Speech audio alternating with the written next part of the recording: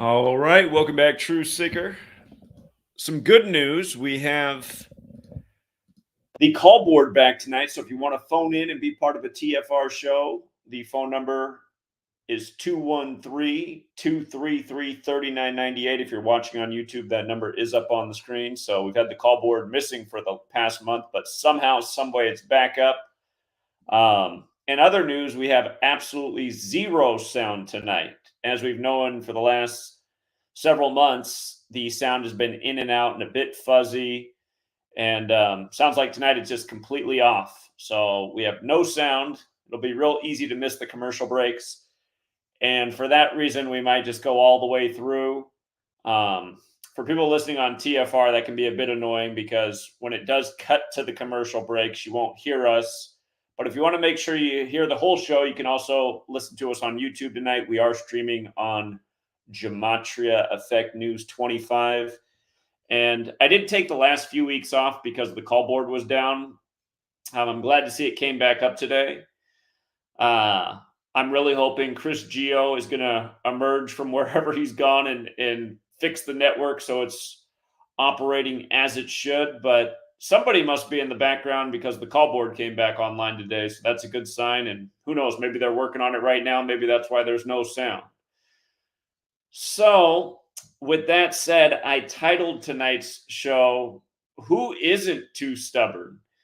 And I think it's one of the biggest flaws in us as people is just being stubborn and hard-headed. And, once we reach a certain age, I think for a lot of us, by the time we get a high school diploma, we kind of shut our minds down to learning new things, learning anything new for that matter. And, just moving through life with what we learned as children. And that applies to almost everything about our behaviors, from what we put in our mouth to what our spiritual understanding is, to how we see the world, what sources we trust, what we don't trust.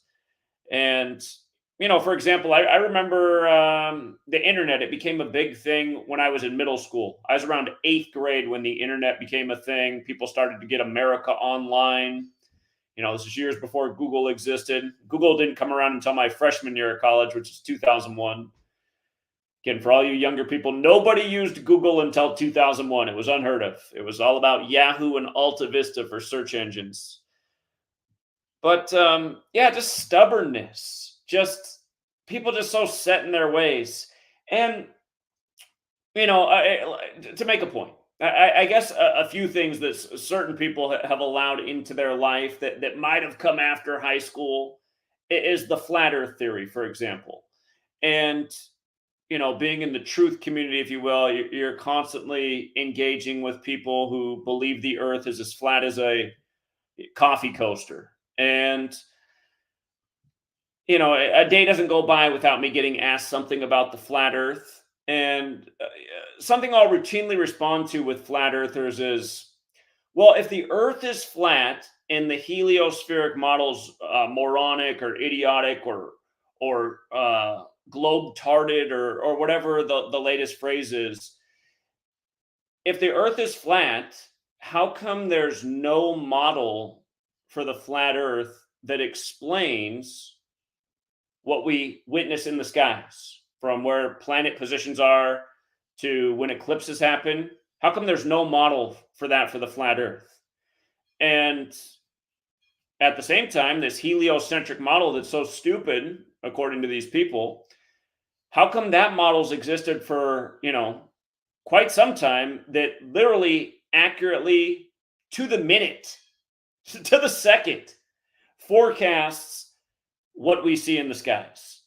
And whenever I ask these flat earth people this question, it's always the same. They're like, that doesn't matter. Who cares? I mean, just look with your own eyes. The earth looks flat. And I'm like, well, they must be in Nebraska, because out here in the Pacific Northwest, it doesn't look very flat at all.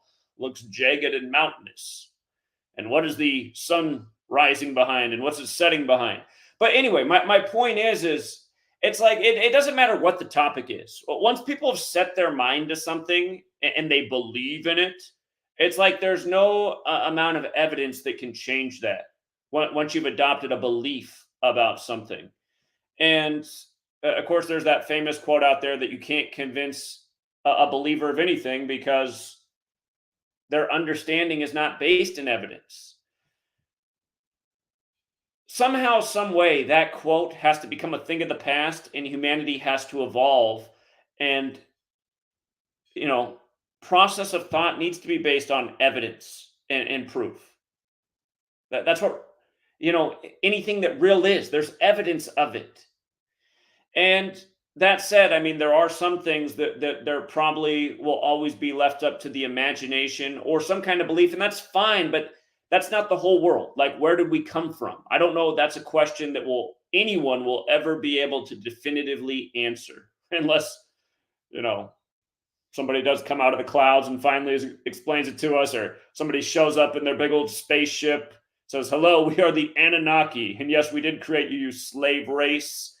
Until that day happens, we'll probably always wonder a question like that. But that's not everything. That's like the one big question. Other things in this world, you know, if you want to let them command your life and what you think is so important, you should have a logical explanation for why that is. And for all you flat earthers living in the flatlands of the Dakotas or Nebraska or Kansas or wherever you are, that's not a reasonable point of view. Okay.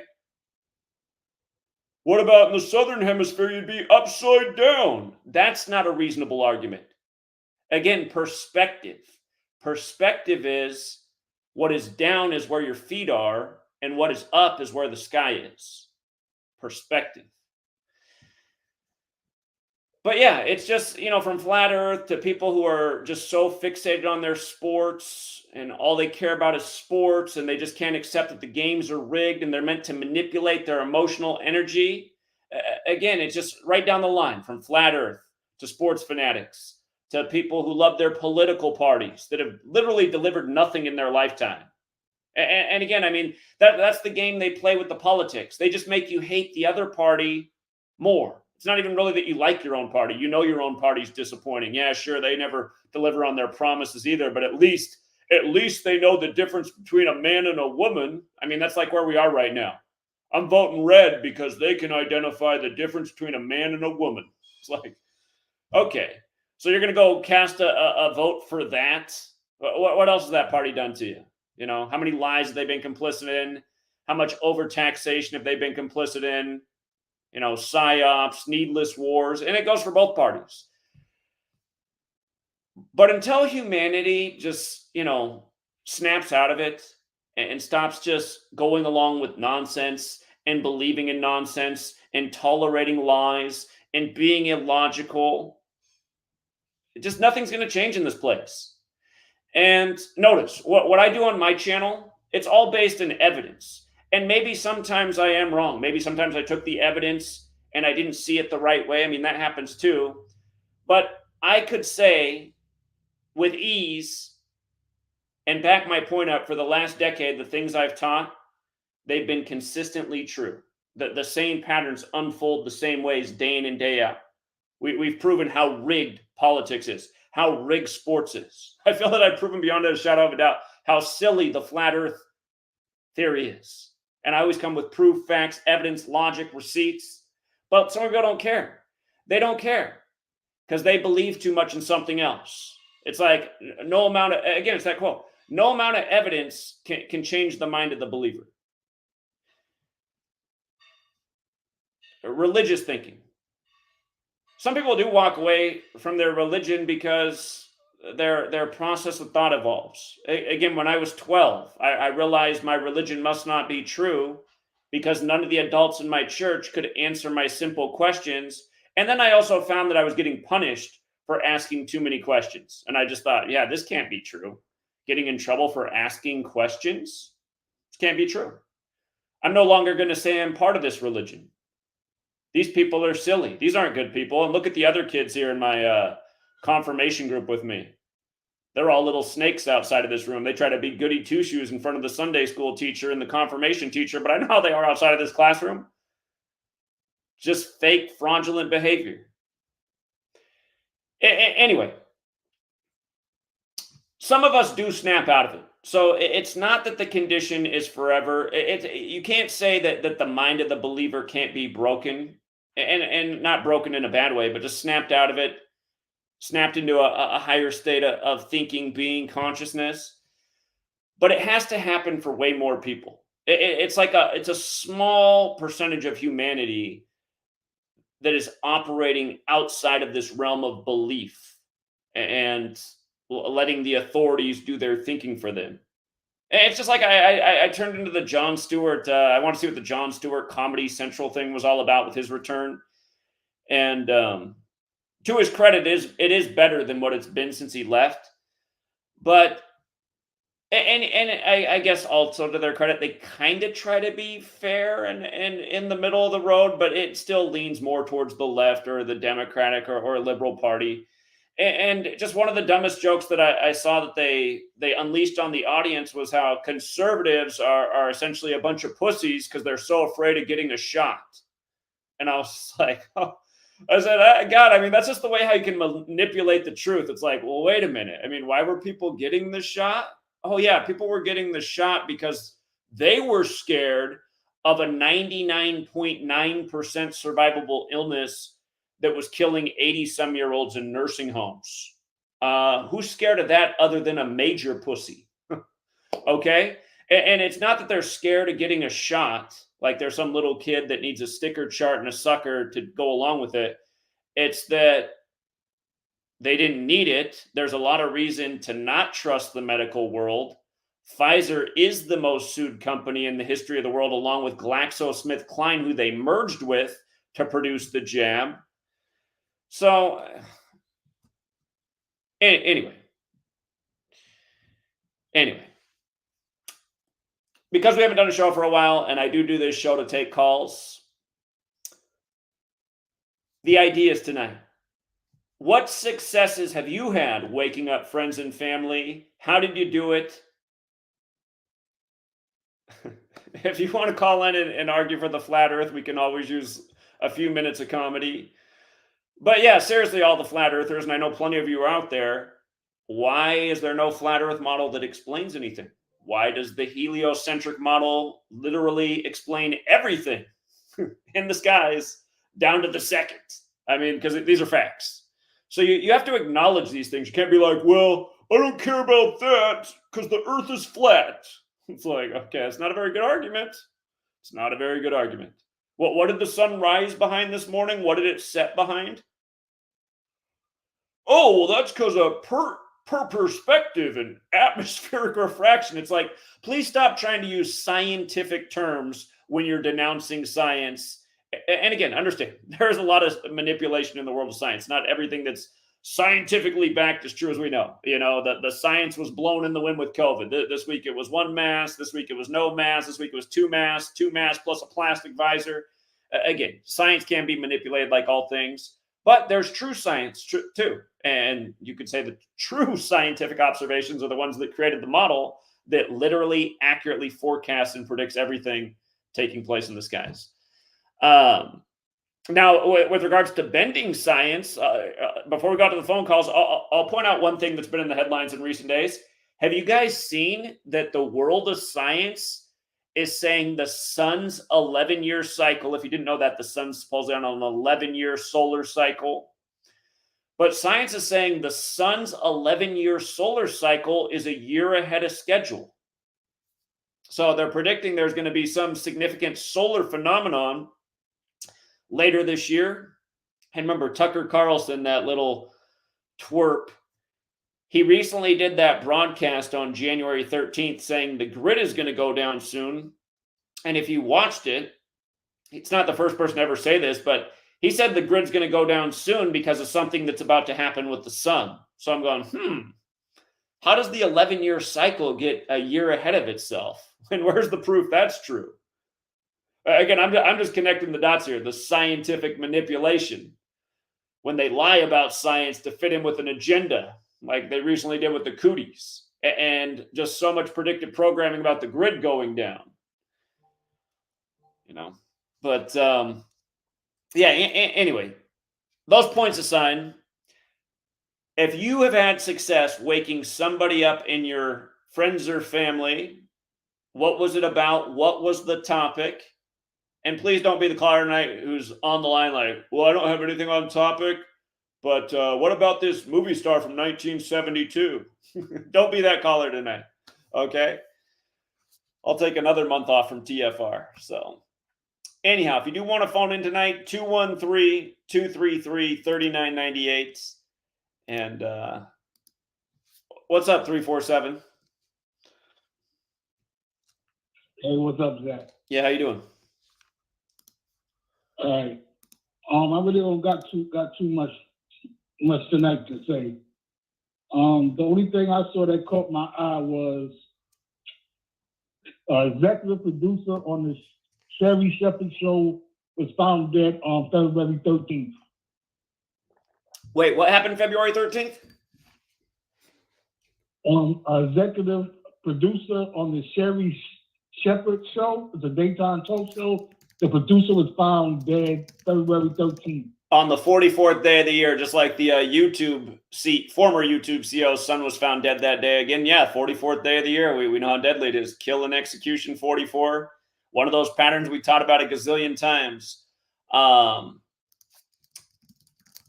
didn't hear that story.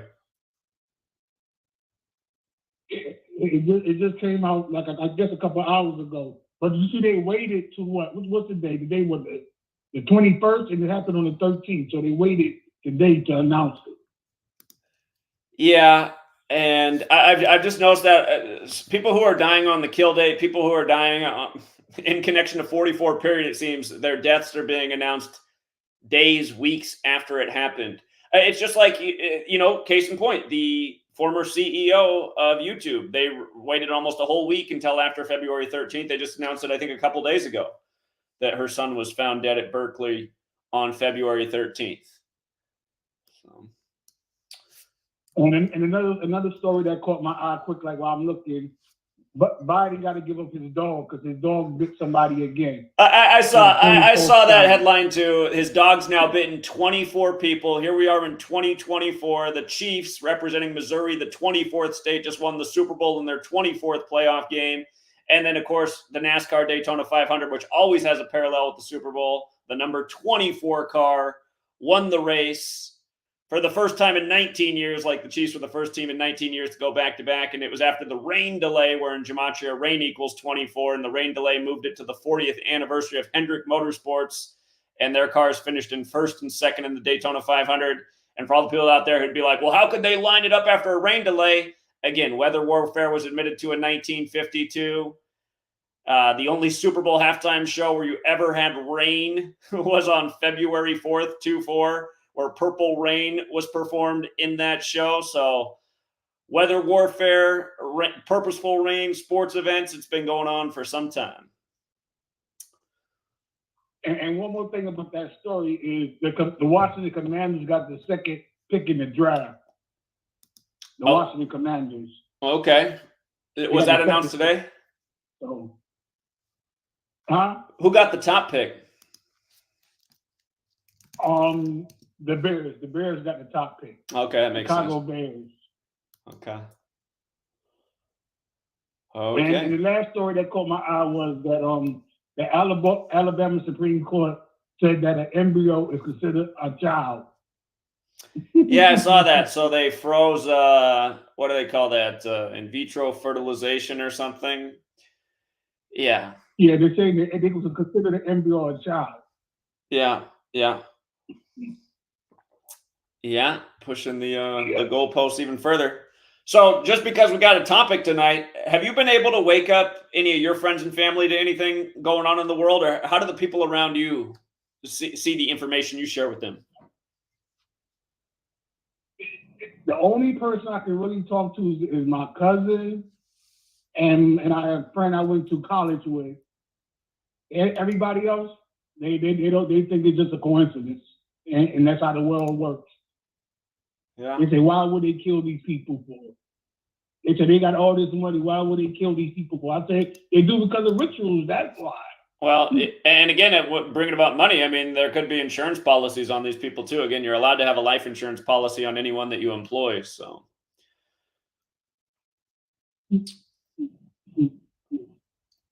Yeah.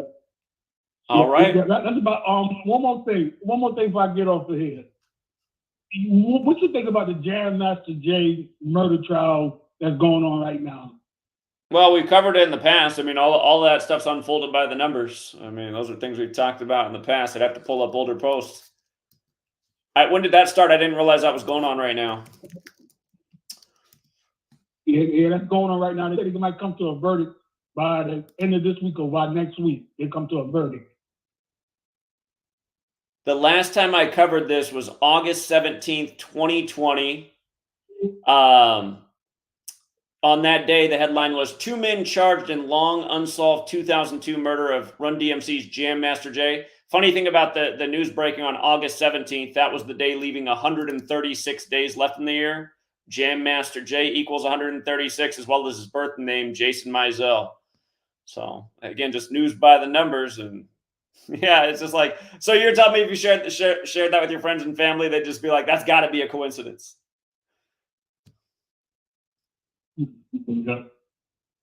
All right, Zach. Glad to talk to you on the Wednesday night show. All right. Thanks for always calling in. Appreciate it.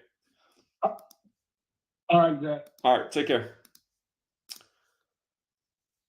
Okay. You have to get caught up with the Jam Master Jay trial. I'm sure it is by the numbers as well. And let's go out to Michigan. Michigan, you're on 810.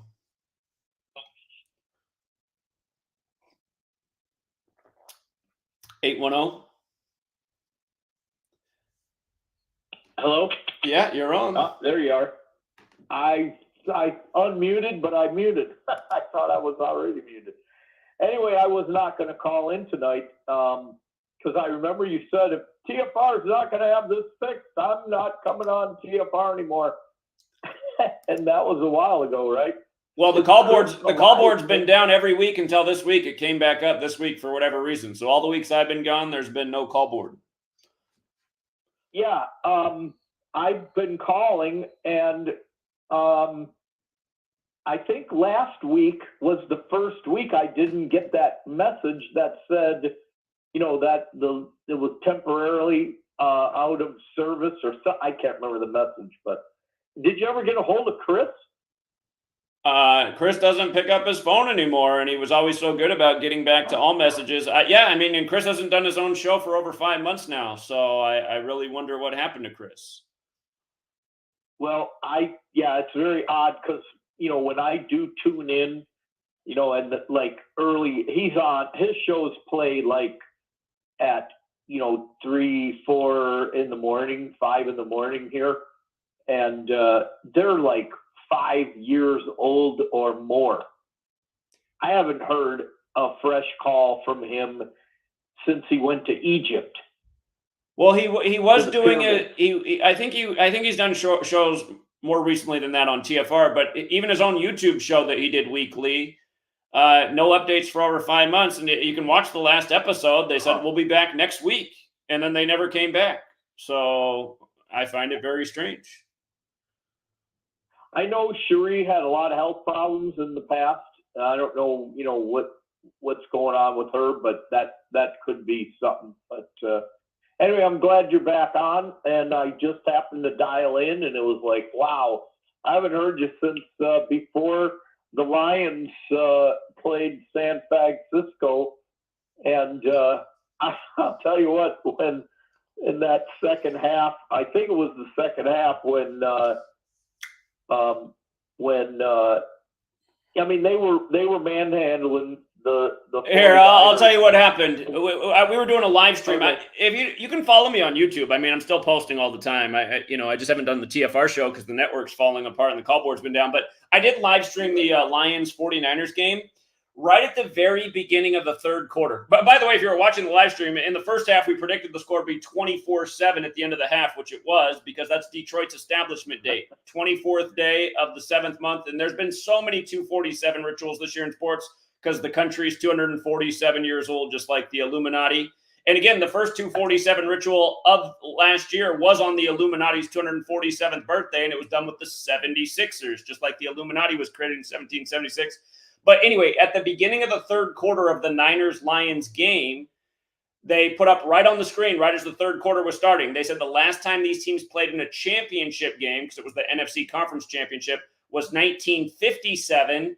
And the 49ers led the Lions 24-7 at halftime and lost the game. So I said right there, I said, oh, Lions fans, I think they just told you the script for the second half.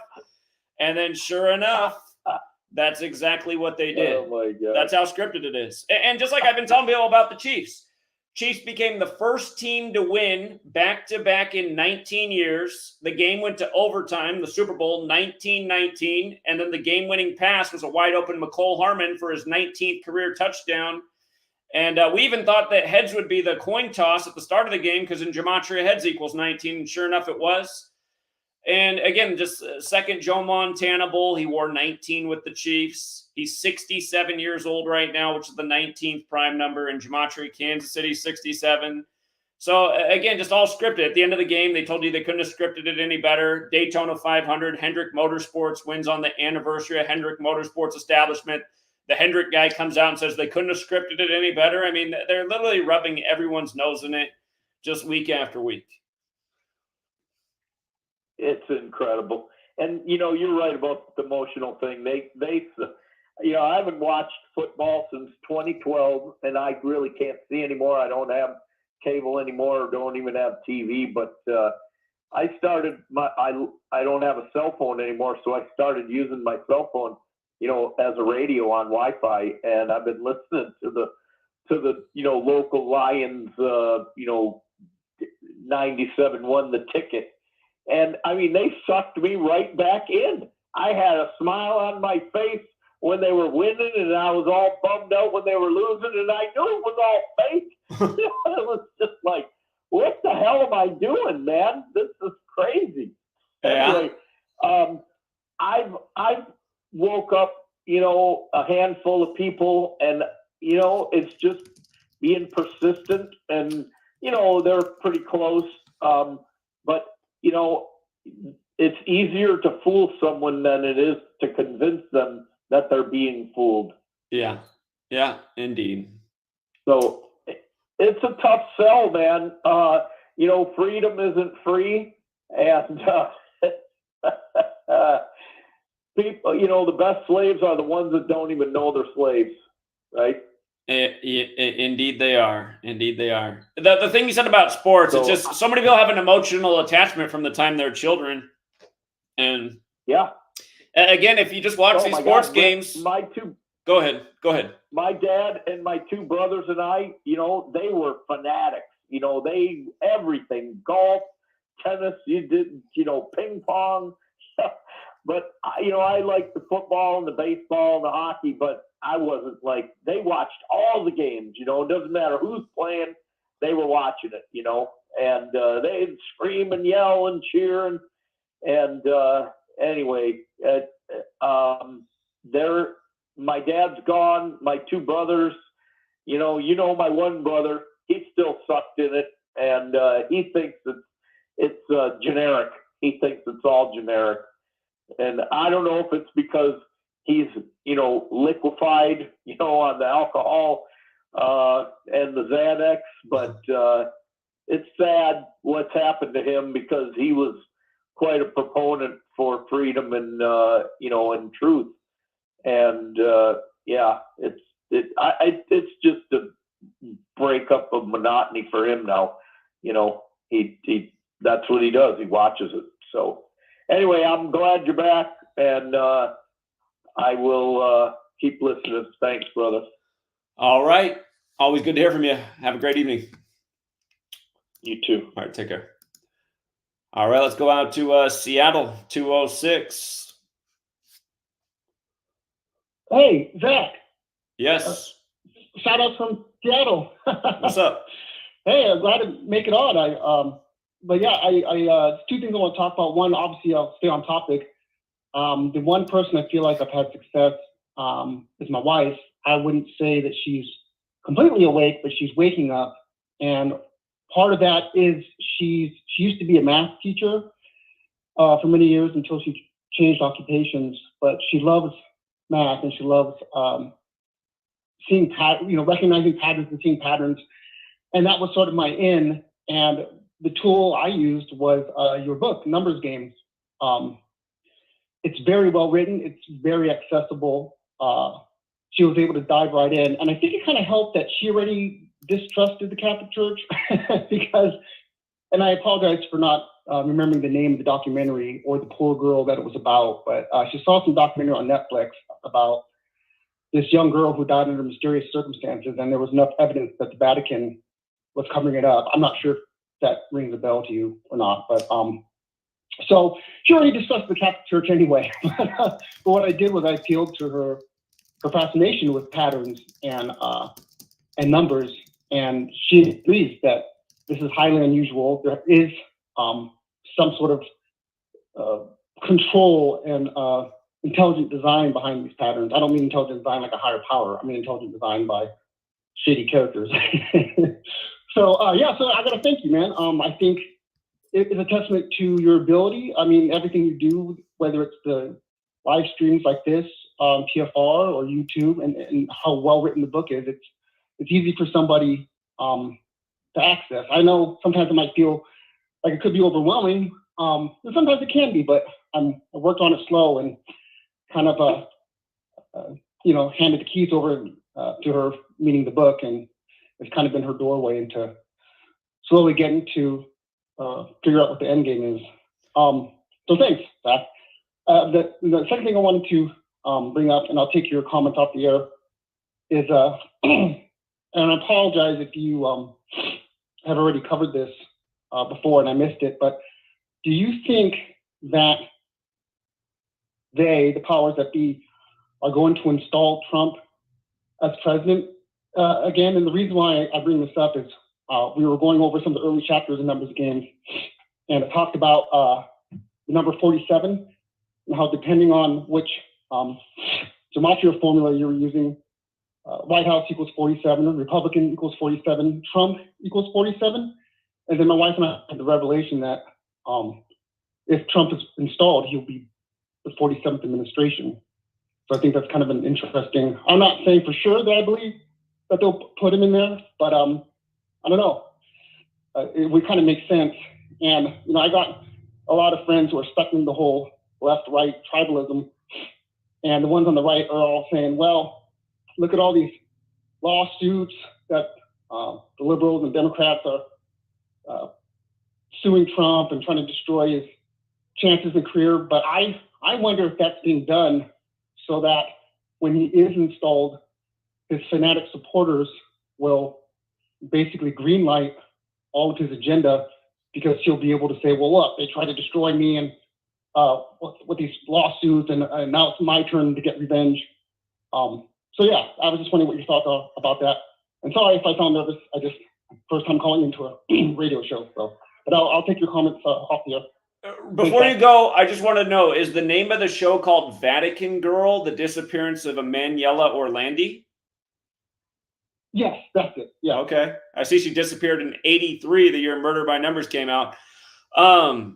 Yeah, to answer your question, you're welcome to sign off if you want, but to answer your question, again, I do expect Donald Trump to return. Again, he's going to turn 78 this year on June 14th, 2024. Special number is 78.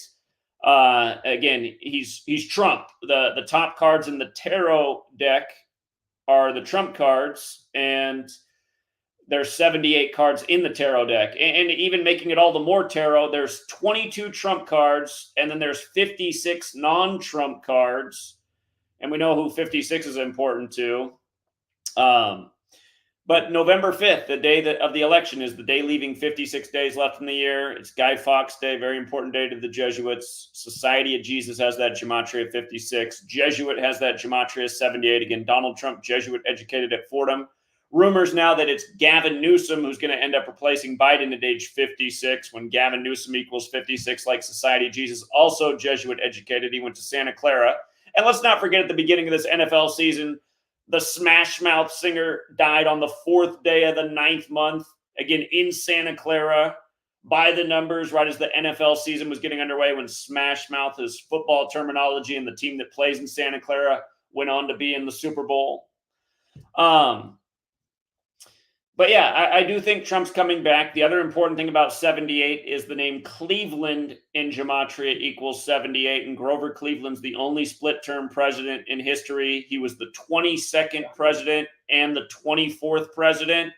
And Trump announced at the end of 2022 that he was running for the 2024 election. So, and all the stuff they're doing, from the supposed, they keep calling him an insurrectionist. For the record, insurrectionist has Gematria 78. He has a new gold sneaker out, Never Surrender, that equals 78. But anyway, I do think all the stuff they're doing right now, from January 6th to the lawsuits, it's just to get all the more tension on each side. And like you said, when Trump comes into office, he might take some extreme measures that he'll say are done, to avenge what happened to him, but it'll just create a worse precedent for the nation. And like I said back when I made my video in February of 2016, I think it was probably 8 years ago today I made that video, somewhere right around then. I know it was February 2016. But I was explaining how up until that moment, I'd been telling myself that they were going to put Hillary in, but I was like, it's looking more like they're going to put Trump in, because he's so polarizing. People either love him or hate him, and that's what they're trying to do in the nation, is just divide us more and more. And Trump's the perfect guy for it, especially with all the things happening around him. So I do suspect Trump's going back in. And if it ends up being Michelle Obama or Gavin Newsom for the Democratic Party, that could get interesting. I might have to do more research, but right now I suspect it is Trump who will become the nation's second Grover Cleveland. And let's not forget, his 2016 convention was in Cleveland. So, Well, thanks, Zach, for taking my call. That's really good information to have. I appreciate it. all right, yeah, you have a good night, and glad to hear the person you woke up was your sweet lady. Who better to wake up than that? So, both of you have a good night. Yeah. All right, take care. Thank you. Yeah. For the person who keeps calling my cell phone over and over to get on the show, it literally says on the screen what number to dial, and it's not my cell phone number. So please, actually use what it says on the screen and try dialing that number. You might have just saved my number as Zach's cell phone. That's not the number to get on. There's literally somebody who's just been calling the whole show over and over and over. The number is on the screen, 213-233-3998. All right, let's go out to 917. 917, you're on. Hello there, Zach. Great to talk to you again. Can you hear me? I can hear you. How you doing? Yeah, great, Zach. So once again, I have to congratulate you on the fantastic work that you keep working, and I keep watching all your videos, and it's amazing. First of all, I have to tell you that anybody that listens to you and they actually, if their hair on their hands doesn't stand up as they listen to you and the numbers that you present, right? They're fucking idiots. That's the way I feel. I mean, it's crazy. I mean, you have to wake up to this knowledge and look at what's happening. So now coming to the point of what we were discussing on today's topic, Zach, I told my sister, and she hates me. She's like, next time you open your mouth, shut your mouth, It's and if any relatives come and if I'm with them, she'll always tell me, don't say anything about the world being run by people and gematria or numbers. So that's the kind of reaction I get from my sister. And she's also very typical. And both my sisters, they would never hear this. They don't want, if I open my mouth about this, they'll immediately shut me down. They'll be like, don't say a word. So I can't say anything about this. I sometimes talk to my nieces, and because they're younger, they're 19 and 22 and that kind of thing. So I try to tell them, and they listen carefully, and they're interested to find out. But my God, these adults, it's impossible. So there was one teacher. I work in a school, so I'm a teacher. Although I do other things on the side, I do art and music and everything. But however, I told a math teacher, and I told her, I said, listen, you are a math teacher, but you got to know some stuff, So during the lunch hour, and she was a new teacher at the school. So I showed her the poster for Murder by Numbers, and I told her about gematria. And I said to her, listen, all you have to do is like type in your name and make some connections, and you'll be amazed because you're a math enthusiast. And she's got numbers tattooed on her body. So I was like, oh my God, you're a math teacher. And what she has a number 33. That's like on her face, on the side of her face or something, on the neck or something. So I was like, oh my God, you seem to be the numbers. So did you know anything about this? So I told her this, right? And she was like, so the next day she comes back to me and she goes, wow, me and my mom, we just match up like crazy. I'm so glad, like, you gave me this information. So I was going to tell her more, but then she quit the next day. I don't even know what happened. She was like, the next day I find out, like, what happened to that teacher? And she's like, oh my God, she quit. So I have no idea what happened to her. So this is the kind of thing, the reaction that I get from people. Like, you can't talk about this to people that don't want to hear it.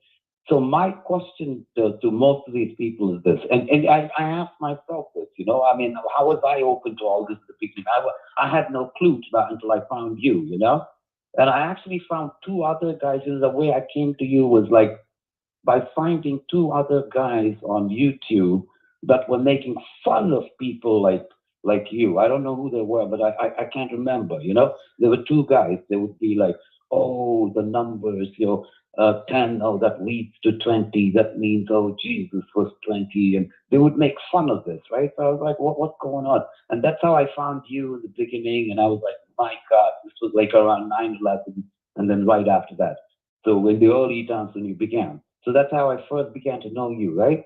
So I was open to this. So my question to many of these people is, like, if you have to be curious, I mean, all these trolls that are like trying to like deny your this information. I suggest that they simply be curious, just simply look at the numbers. Never mind Zach or never mind who is saying what, right? Just look at the numbers, what's being presented to you. You do it yourself and look at it. Look at what they're saying, 56% affected by COVID. Check out all this for yourself and be objective. It has nothing to do with you or anybody like that. It has to do with the information. So I would suggest for these people to be curious and to look at this. So this is my thing, Zach. So I just want to finish off right there and see what you have to say. It's just impossible for me to talk to anybody. So I'm thinking this community, like of these people that they are very special because we are the woken up people, and it's like such a 0.00000% of us, of this whole world. And there's some way that we should get connected, So, so what do you think? What do I think about what part of what you said? Yeah, well, I mean, what do you think about like? Well, I mean, I was just wondering what your reaction was. This is my comment, This is what happens to me, and this is what I feel for most people. It's just impossible to talk to anybody about this. It's impossible. Like I can't talk to anyone about this. I have nobody, like not colleagues at school or not colleagues, because there's nobody you can bring this up with. So sometimes I try to get in with like people that are like open, such as like math teachers or others who are interested in things like this. And I try to like talk to them about like, I don't directly go there, but I go to like, do you know that like it's very mysterious, with the numbers and everything, So I tried to talk to a Jewish guy who was like a teacher, and he's like, oh, it's all only in Hebrew, it's all Gematria is only related to the Bible, blah, blah, blah. So they just don't get it. Many people, they don't get it. And recently, Zach, you won't believe it, there was a Jewish guy that I sent a message to because he talked about it. And I said, do you know anything about Gematria? Because you're a Jewish rabbi. And he's like, yeah, Gematria is like wonderful. It's in our Bible, it's this and that. So I sent back a message to him saying that, did you know that it's actually in English and it's everywhere present? Like it's all over the news and everything happens by the numbers. He's like, I really doubt that. So here, come back to him like this. Come back here. Just use this example right now because everyone watches the Super Bowl. Just say, okay, follow me. Joe Montana wore 19 for the Chiefs. We've had two Joe Montana Super Bowls recently because he played for the Chiefs and 49ers. One was the 2019-2020 season. The Chiefs won that. He didn't wear 19 for the 49ers. He wore it for the Chiefs. Now we have the Chiefs beating the Niners again, the first back-to-back in 19 years. The game goes to overtime 19-19, and McCole Hardman scores the game-winning touchdown with his 19th career touchdown. Anyone would have to look at that and be like, man, that is a lot of 19. That is kind of interesting. And then you can say, okay, now here's the mathematical part. Joe Montana is 67 years old the second time it happens, which is the 19th prime number. And in English gematria, Kansas City equals 67. And I mean, like if I had never heard any of this and somebody showed this to me, I'd be like, I got to look into that. I would just be like, oh, that's all got to be a coincidence, because then you can just go through every other Super Bowl example and show them everything they did. Yeah, so I would just try that with what you just brought up is something I would like to start doing. Yeah, that guy Adam Green, who does No More News, who blames everything on Jews, he gets a lot of Jewish rabbis to come on and debate and argue with him. I need to get Jewish rabbis to come on who think just like what you just said, are like, I doubt that very much, and then just start dropping the examples, and then also tie it back in with the Bible, and just see if maybe that's the way. If we can start getting Jewish rabbis to see, maybe we can start getting more people to see. So. Absolutely. This is what I told him. I sent back a message. I said, really, listen, you have to like understand that it happens everywhere and it's everywhere present, right? He's like, no, I really doubt it. It's only in the Bible. These guys have no clue, Zach. And I also think it's probably happening in all languages, you know, because it's everywhere present, apparently. So I think these people just don't understand, Zach. And that's why I'm saying what you're doing is such special work. And you know, you just got to keep it up. That's all. Well, it's like I said in the beginning. It's like I said in the beginning. Like there shouldn't be any doubters of what I've been presenting for the last decade, because the message has never changed. The evidence is only mounted. The correct predictions have only mounted. And yet, you still have some of you who are like, "Oh, I don't believe that." And it's like, well, what's to believe? We're not asking you to believe. We're asking you to look at the evidence. They won't do that. Correct. Exactly that. That's exactly it. Just to look at the damn evidence, you know, never mind you presenting it or somebody else presenting it or blah, blah, blah. Just take a look at what you're saying and look at the numbers, and there is no denying it. And I feel that many of these trolls and others that deny it, they know the truth. They just can't fucking take the fact that, listen, sometimes people just can't understand that sometimes they're wrong, that they're learning something new. This is such a hard thing for people. It's impossible for them to like, oh my God, I was wrong, you know? And this here is something I now learned something new, you know? It's like, oh, I always knew. The people think they're always right. And when they find out that they're being fooled as they are like right now, it's just impossible for them to like comprehend this. I don't know what it is. Well, I comprehended it. Like they fooled me. I'm looking at the numbers. I'm fooling myself, and I'm trying to get in terms with it. So most people just can't even do that. That's what it is, Zach. They look at the numbers, they know that you're right, and they continue to fool themselves. That's the world we are living. So, you know, when you say, you know, we're living in a world of morons, you can't be more correct. I'll tell you that. Sure. Where you Great begin, talking to you again, Zach. I was just gonna say, where you began with your sister. I mean, that's the same thing with my sister. She doesn't have to do it anymore, but she used to say the same thing. Don't bring up anything about your work. I don't want to hear any about it. I don't want to hear. And it's just like, yeah, okay. I mean, you just want to remain ignorant. So. Absolutely. In my case, my sister's actually, her faith will become so tiny and small, and like literal hatred, you know, will come right out of her. It's like, so I'm like, so I realized like there's things that you can't even freaking talk about it, you know. And one time I pushed it and tried to give her more proof, and she was like, "Well, what are you saying? So we're all going to die? There's somebody ruling the world, you know? So you're right. Get out of my face." It's like this kind of reaction. So from then on, I would never drink again, you know. So that's the state we're in. Yeah. Anyway, great talking to you, Zach. Yeah. Yeah. All right. Fantastic work, Zach. Will do. Well, appreciate it. Thank you. Yeah. Bye. Okay, for the person in the 443 area code, I know this person's not a troll. I'm just going to pick up their call, you guys, but it's just like, what is wrong with this person? Is there a reason you keep calling my phone over and over? Oh, I thought you were doing a live show. And what does it say on the screen? Does it say what phone number to call? God. All right. I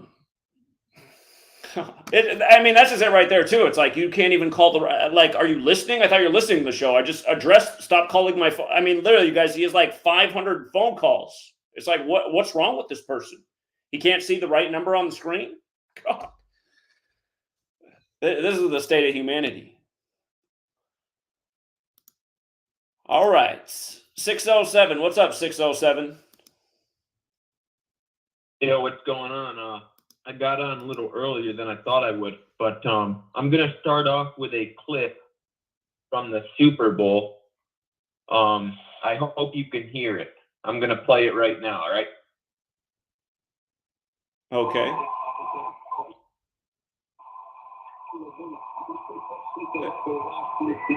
This is not working. If you heard the No, this isn't working. Just what's it say? Yeah, Jim Nantz, he says it's been 101 minutes since their last first down, talking about the 49ers.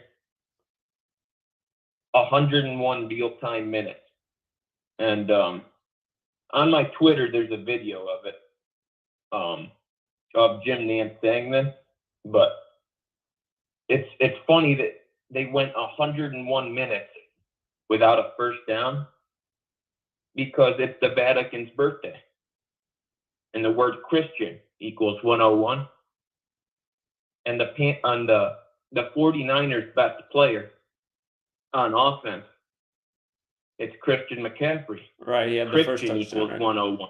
Again, for people who don't know, this was the first ever Super Bowl on the Vatican's birthday. Vatican equals 25 when you run the alphabetic order forwards. It equals 47 when you run it in reverse. What was the score of the Super Bowl on the Vatican's birthday? Was it 25-22? So the winning score was 25, total of 47 points.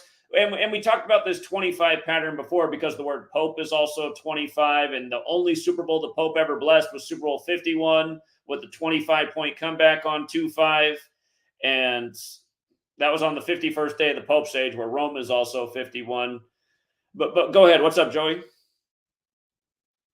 But 101 minutes of not having a first down, and Christian, of course, 101. But Christian McCaffrey came from the Panthers, and Panthers also equals 101. Right. And Charlotte has the 49ers as well. The college team there is called the 49ers, and George Seifert used to coach the Niners. He also coached the Panthers afterwards. So, yeah, there's always been this historical connection with Charlotte and the San Francisco 49ers, even before McCaffrey went there. But, yeah, go ahead. And the funny thing that what happened is Jawan Jennings, he's the player that finally gets the first down for the 49ers after 101 minutes. Jawan Jennings, he's the 217th pick in the draft, and it was the 217th day of his age. And the reason 217 it matters because Huey P. Newton, his full name, Huey Percy Newton, it equals 217. So how perfect that after 101 minutes, the 217th pick on the 217th day of his age finally gets the first down, where Huey Percy Newton equals 217. But Huey P. Newton, how he was called by the media, his nickname, Huey P. Newton, like the author name, it equals 58, like it's the 58th Super Bowl. And the best player on the 49ers, a former Panther. But so that was the Super Bowl on February 11th. So let's fast forward to February 17th, Huey P. Newton's birthday. The same birthday as Michael Jordan, of course. And Michael Jordan, one of his nicknames, Michael Jordan's nickname was Black Cat. And so let's fast forward to February 17th, Huey P's birthday. You had UConn, the number one college basketball team in the nation. They have a historic, headlines emphasize historic win at home. And their best player is Newton. Go figure that UConn's best player. By the way, he leads the He leads college basketball currently. He has the most triple doubles in college basketball right now. His name is Tristan Newton. And of course, February 17th is the 48th day of the year. And Black Panther equals 48. So how perfect that you have the founder of the Black Panther Party, Huey P., born on the 48th day of the year. But get this. UConn, with their best player, Newton, they make history on the 48th day of the year.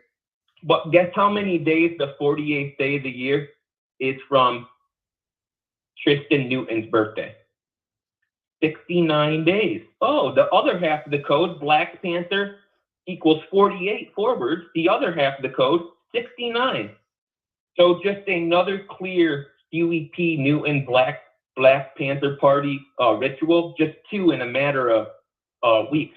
Well, actually more than that, because February 17th, there's a team in the NHL called the Florida Panthers. And as I've observed many times, but especially on February 17th, this past February 17th, the same day that Newton and the UConn Huskies make history, you had the Florida Panthers also make history. Oh, what a coincidence. You had the Florida Panthers making history on Huey P. Newton's birthday. And the Panthers, the record they made is their 11th win on the road in a row. Their 11th win on the road in a row. That's a team record. The word black equals 11. Now they won this game 2-9, 9-2 or 2-9. The word black also equals 29. And the Florida Panthers got their 76th points of the season in the most pure cipher, Florida Panthers 76 on Huey P. Newton's birthday. And then we'll fast forward to today. We have Here, Joey, so pause for a second, Joey. Again, people need to you got to set up like important details when you explain these things because not everyone knows. Again, for people who do not know the history of the Black Panther Party, they were founded in San Francisco or in the Bay Area, and all of their original meetings were in Catholic churches. Again, this year you had the Super Bowl on the Vatican's birthday. McCaffrey, who came over from the Panthers to the Niners, reminds us of Super Bowl 50, hosted by the 49ers, where the Panthers lost to Peyton Manning and the Broncos. And Cam Newton became the 58th quarterback to start in a Super Bowl, the man who was born the year that Huey P. Newton died back in 1989. So, yeah, I mean, that's an easier thing to explain because his name was Newton. But, yeah, no doubt, they are always using the sports leagues to pay tribute to history. So, Florida Panthers on Huey P. Newton's birthday, that's a good catch. The record 11th road win. Yeah, I don't think that's a coincidence. I think that part's right.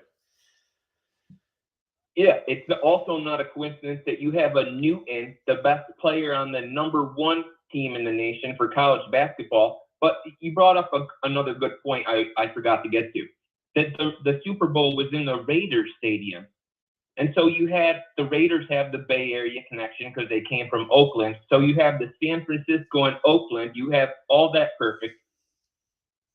And but just one last point I wanted to get to is today you had because right now the Carolina Panthers, their coach used to be Matt Rule, but the Panthers fired Matt Rule and now he coaches Nebraska. And so today, I noticed that Nebraska played today, and Nebraska's head coach's birthday is October 15th, which is the same birthday as the Black Panther Party. And Indiana, they're just blowing out Indiana right now. It was an even odds game. I said Nebraska's going to win. They're fucking dominating. But I said Nebraska's going to win because the Indiana coach can get his 38th loss against the coach whose birthday is the Black Panther Party's birthday. Panthers equals 38. And Nebraska's football coach came from the Carolina Panthers. So just they are doing okay. I can't make all these points without saying this. The Jackie Robinson statue.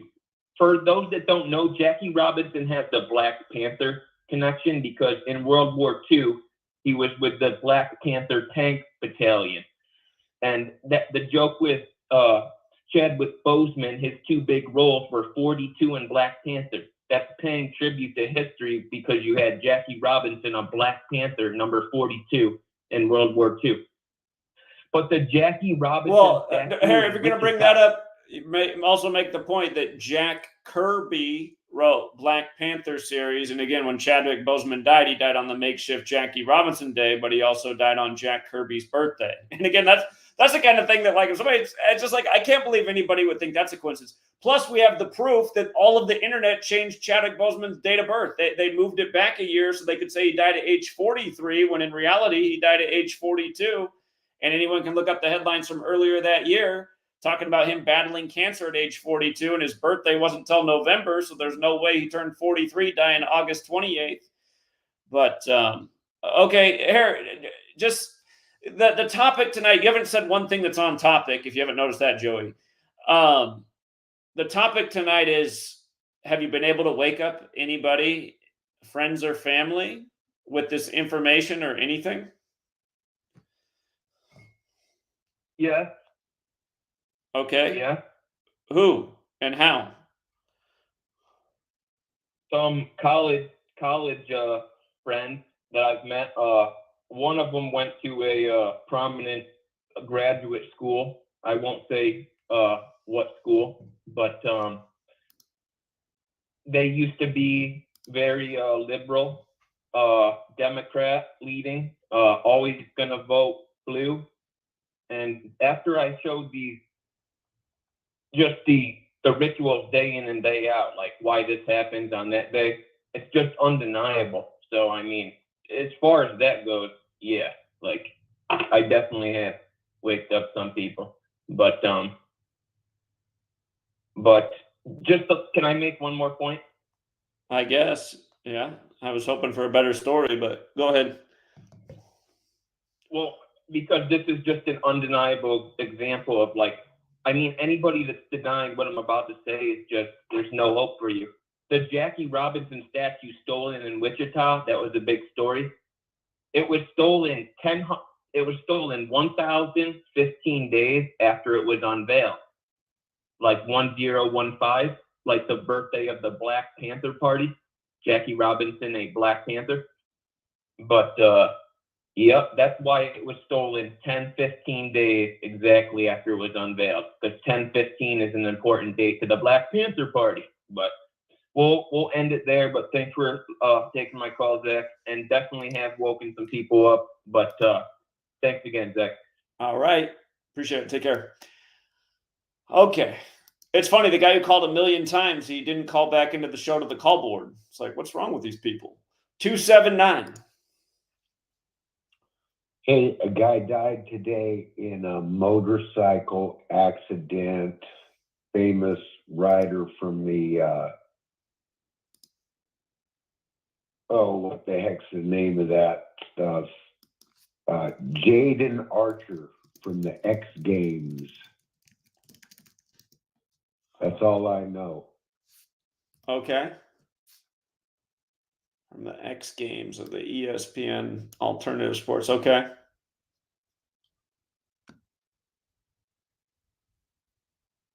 So I'm just curious because his last name is Archer.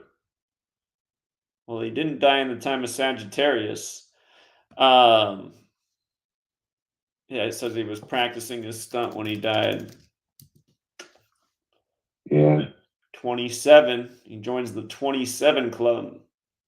X Games. We've seen a lot of X20. Again, X is the 24th letter. J.O. Archer's name. Well, I was connecting it to that 24 car that won. So the Daytona 500, but I didn't want to drag you into that. He's born in the time of Sagittarius. Or wait. Yeah, he's born in the time of Sagittarius. Interesting.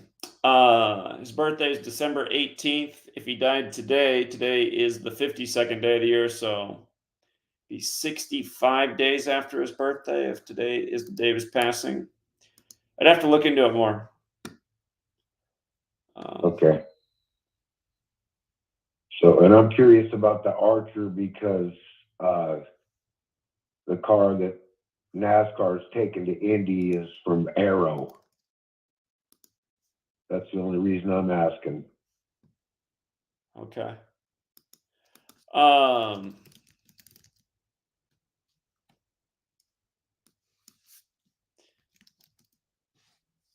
Yeah, I'll have to look into it more. The name he goes by, J.O. Archer's 104, going with the 104th NFL season that just concluded, won by the 24th state in the Big 24 ritual. Yeah, I'll look into it more. I'm sure there's more to it.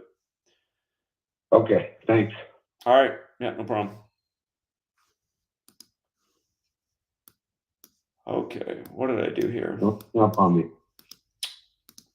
Don't hang up on me, I'm listening. Okay, I'll just mute you. All right, let's go out to 661. As a heads up, we don't have any callers after 661. 661, you're on. Yo, yo, yo. Yo. Hey, so I was watching your video about the Joe Rogan prediction about Newsom, right? And it actually happened back in November. I was looking at the his podcast from November 2023, and he had Dr. Sean Baker, the carnivore guy, and for some reason, Sean Baker made that prediction. You know, he's an ex-military. He's a doctor. He was saying that he would give it to Kamala, and then Kamala would not want it. And then he would somehow the Democratic Party would elect Newsom, right, to be president. And then he predicted around the fifth month, you know, which I'm assuming 5, 6, right? So yeah, that was really interesting, and it stood out from back in November. It came out on a Tuesday, you know, election date. So I just wanted to give you that information. Okay, yeah, for people who missed it, yesterday, Joe Rogan predicted that Gavin Newsom will become the Democratic candidate, and he made that prediction 133 days after Gavin Newsom's birthday, when president, White House, government, all those words equal 133. The big story in Russia, the death of that Navalny, the challenger to Putin. He died on Putin's 133rd day of his age. We've always talked about how Donald Trump, when he first took the stage in 2015 at the first GOP debate, they had to put up on the screen that he was the 133rd richest man. And we speculated that day in 2015 in our infancy of understanding this knowledge, were they telling us that Donald Trump was going to get put in the rigged selection? And sure enough, he did. So, well, what's the name of the person again from years ago who predicted Gavin Newsom? Dr. Sean Baker. Dr. Sean Baker. He's a, yeah, the podcast number is 2069. Yeah, so that's about it. All right, I'll look into it. Appreciate it. Yeah. Oh, another thing. He started mentioning that around the 56-minute mark, talking about the fifth month, possibly this going down. So yeah, just some more 56 and stuff. What going down? Well, yeah, Newsom maybe becoming president. Oh, okay. Yeah. Newsom with the New World Order, stuff like that. I see. In the fifth month, 6 months before the election. Okay, I see. All right. Peace. Appreciate it. Thank you. All right, let's go out to 215. 215, we got some new callers. 215, you're on. Zach, Yes, how you doing? You can hear me, right? I can. How you doing, buddy? Doing all right. I think that most people do not want to wake up. They're just stuck in whatever they're doing, and that's all they want to do. Because I've had several people that I showed this gematria to, and the one guy, we were pretty close. He ran right back to the lies of 9/11 and didn't care about who killed Kennedy, if Hitler was a Rothschild or any other nonsense. But it's like, I don't get it, to be honest with you. I really don't. I mean, this shit, I mean, I'm not real good with gematria, but I see the patterns, I see the shit that's going down, and you can relate to it. And I showed this guy I think it was Trump, how he was 60 and they were saying 60% of them, 60% of Americans want Trump to be tried, or what, I forget what the headline was. But I'm like, you don't think that's a coincidence? Well, how the fuck is that a coincidence? The same fucking number. I don't know. Yeah, something that bothers me is how YouTube deleted so many good videos, because YouTube used to be full of the videos of all the people interviewed right after the bombs went off on 9/11, and bombs did go off, and people forgotten that part of the story. The bottom part of the World Trade Centers were, bombs had gone off, debris all over, smoke, mess, firefighters covered in soot talking about the bombs going off in there. And now, a lot of people don't even know that because they never looked into anything because the news didn't cover it. The news did cover the bombs in the opening minutes of the 9/11 coverage, but all that went away with the story of the planes. Then it just became all about the planes, and everyone forgot everything else. And that's why for all you guys that come around here like, this is just the Matrix. The Matrix is just doing all this. No, it's not. Stop with that. All of that crap is just nonsense that helps the cabal get away with what they're getting away with. All of you guys who say that, just garbage, are complicit in everything that's wrong in the world. The reason they have to bury and cover the truth and put out nonstop propaganda is because there is a power structure that's controlling the world, lying to the world, manipulating the world, and making sure nobody knows the truth with their nonstop propaganda coverage and constant deletion of information that matters. And yeah, but if you tell somebody that, they look at you like you're fucking nuts. Well, but that's why I don't care, and that's why I can't wait for the day for the power to go out, because I'll remember what time it is and how much I don't like these people out here, because I know exactly who they are. Brain dead morons, just waiting for more lies from Big Brother. I really do hope they pull the plug on us someday. So I hope it comes soon, buddy. I hope it comes soon. No, these people deserve it. And for all you guys who don't think that's right, you're wrong. These people, the people of this nation, mostly all of them, and I understand there's a bunch of young children who don't count, but you know what? The way this system is, all those young, cute kids, they're all going to grow up to be mindless, trash human beings like everybody else almost in this society. We need a big reset. It's inexcusable where humanity's at, and how much they love lies and how much they hate the people who tell the truth. And for all of you guys who don't know that, it's because you haven't been speaking truth for the last 20 years. I know all about how much you get hated on for speaking out. So, all right, Josh. All right. Have a good night. Yeah. Appreciate it, man. Thank you. Yep. Yeah. Humanity is deserving of very bad things. They reap what they sow. What's up, 510? 510. Hello? 510. Yeah, can you hear me clearly? Feel free to interrupt. I've been having some mic issues. Can you hear me okay? Sure, it kind of sounds like you're standing in the middle of the interstate, though. Are you on the Daytona 500 track? Say again? It just sounds like you're standing right next to traffic. The cars are loud. Yeah, I'm outside. I'll try to find a place. But pretty much you took the words out of my mouth, man. The only thing I can contribute to the conversation, I mean, I've been trying to speak to people about, not only about just Gematria, but in general, just like the conspiratorial nature of the world, the way of the world actually, the fact of the matter. And I haven't been able to find anybody really that's been able to be awakened, or at least, I mean, some people have considered Gematria when I brought it about, because I'm not as well versed as you guys are, but I for sure think or I bring about the idea, hey, this is what it is. This is what it means to them. It doesn't necessarily matter if there's like a magical property to these things that we speak of, right? Because I know you've been at this for a while, like maybe, 10 years, more or less. And, the censorship, etc. But all in all, I'm also pretty disappointed. Like you took the words right out of my mouth, and there's a lot of these people that are, for whatever reason, they choose not to engage in the conversation. And I don't necessarily feel as, I'm more annoyed at the fact that, nothing's changed under the sun. I think that's the reason why it's a thing for a reason.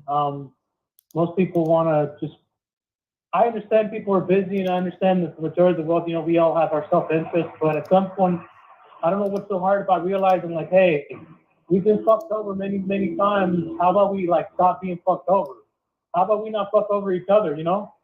But, you know, I mean, whoever the powers that be really are, I think they have, they're absolutely truth and, or they have a point in saying that, you know, the majority of people, they'll, you know, these are the type of people that'll they'll betray you and they'll try to, you know, throw you under the bus before them. I mean, most people are selfish. And I realized that even in the West, right?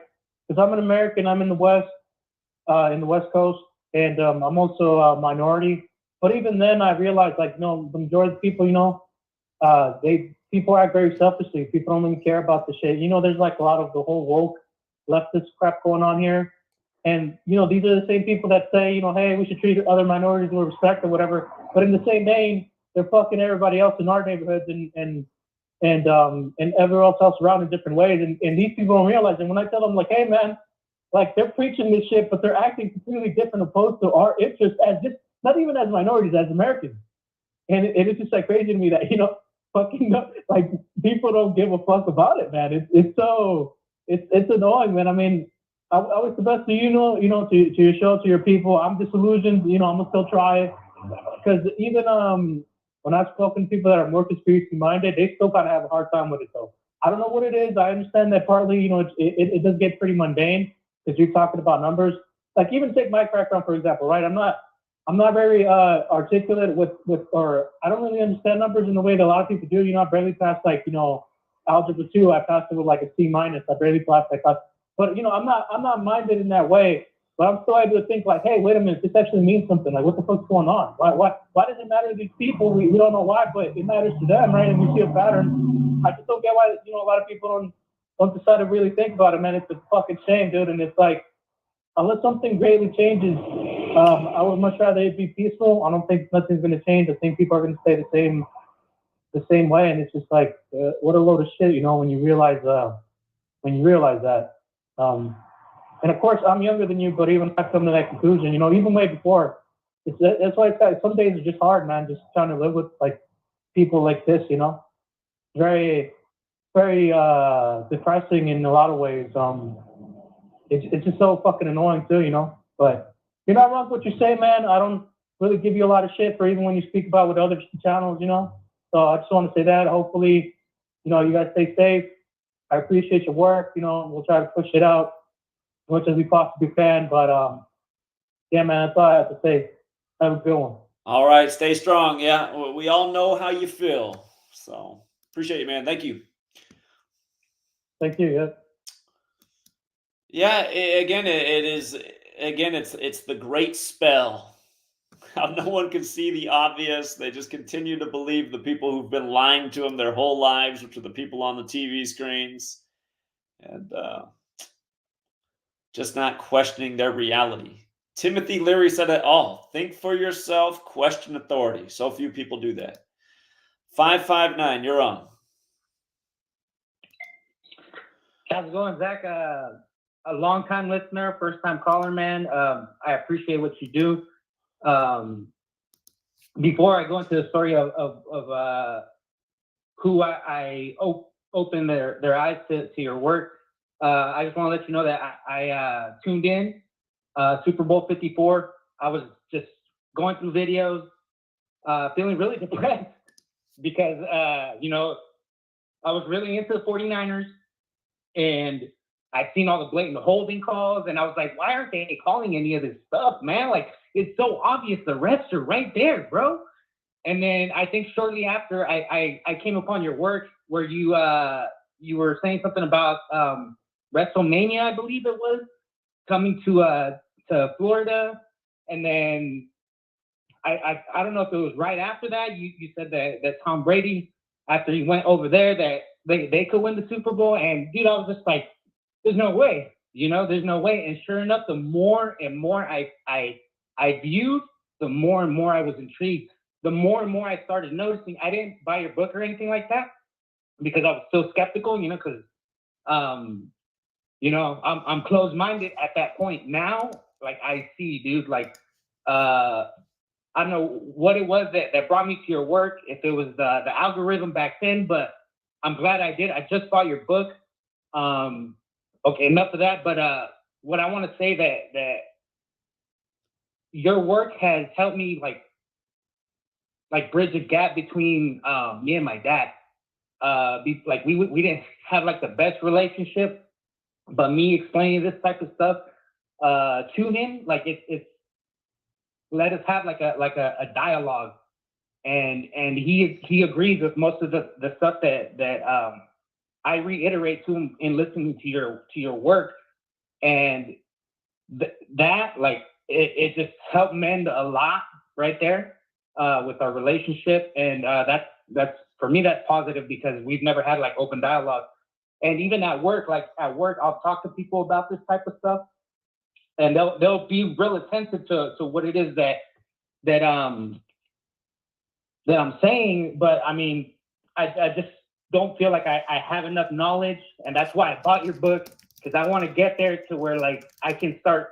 Because it amazes me, man. Like you're so smart, dude. The fact that you could just decode from up top, like, dude, I'm like, how does this fucking guy do this shit? You know, it's just, man. Thank you for Well, here's all my that you do, advice. man. Just always keep things simple. And again, it's like you just brought up the WWE and the NFL. This year, the day before the conference championship games were played, the WWE had the Royal Rumble, and the 15th entrant won the event back-to-back. Jump 2 weeks later, what's going on? Number 15 is winning back-to-back. And look at the pictures of him in the media holding the WWE belt with the Chiefs on it and the Super Bowl trophy. I mean, they're just putting it in people's face.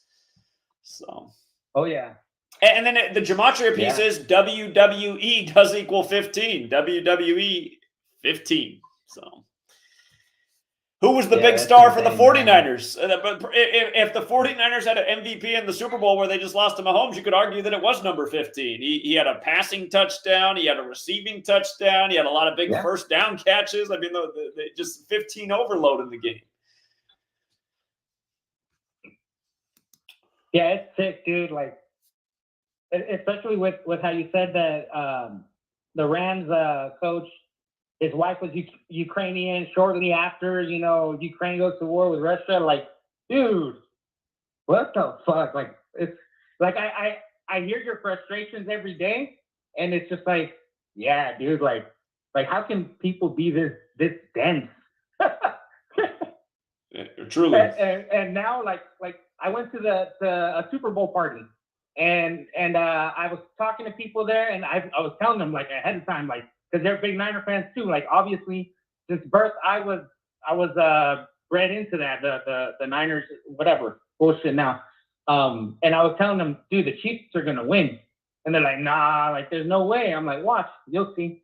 And I shit you not, when the kicker missed when the kicker got his extra point block to keep it at 16, the Joe Montana jersey number? Yeah. I was like, whoa, like, how did that happen? I was like, they wanted to keep score at 16. Right. They're showing you in the replay, they're like, look, he kicked it so low. It's like, yeah, that's why he's paid all the money. Exactly. To kick it low, to keep it on 16 for the Joe Montana tribute. It's a joke. Oh, yeah.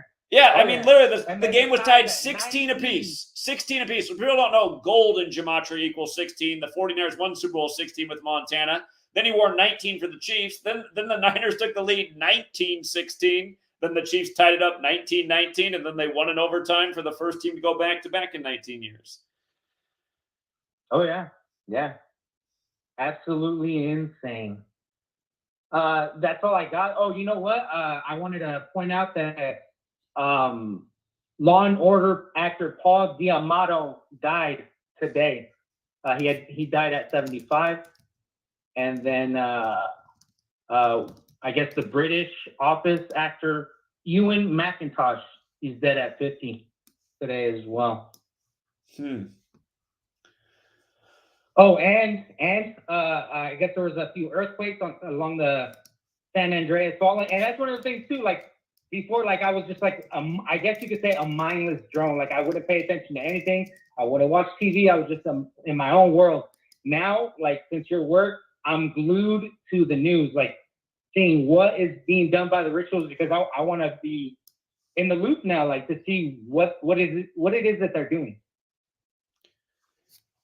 Yeah. That's what I pay attention to. I can't stay on the news, but at the same time, it's like I decided a while back that if I can show people how they're contriving the news, maybe it'll wake them up. And it has worked for some people, but obviously not for the most. So. Oh yeah. Oh yeah. All right, man. Take it easy. Keep it up, and I hope to learn a lot from your book, man. All right. Take care. Hey, glad you and your dad can talk about it. Have a good night.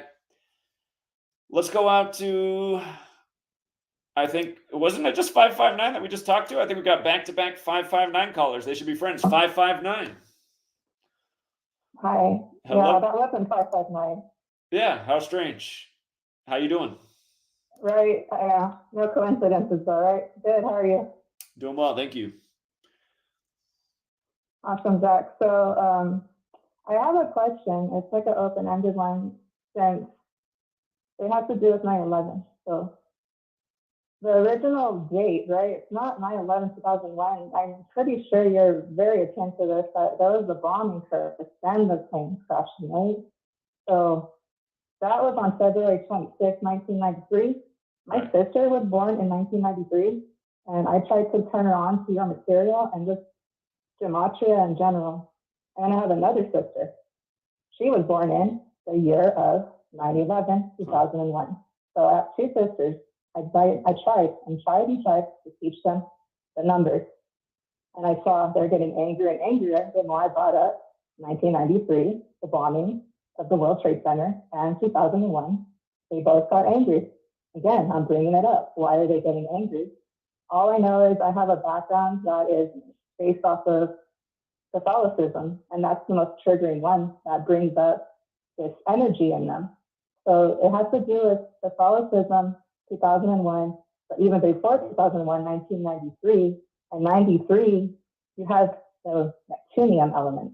You see, that is very tied in to 9/11. We have a really big anniversary coming up on, again, like I said, 2/26 marks the day of the anniversary of the 93, the first bombing, which was Queen of Clubs. Then you have the King of Clubs, 2001. My last name, Campos, is the 26th card in cardomancy.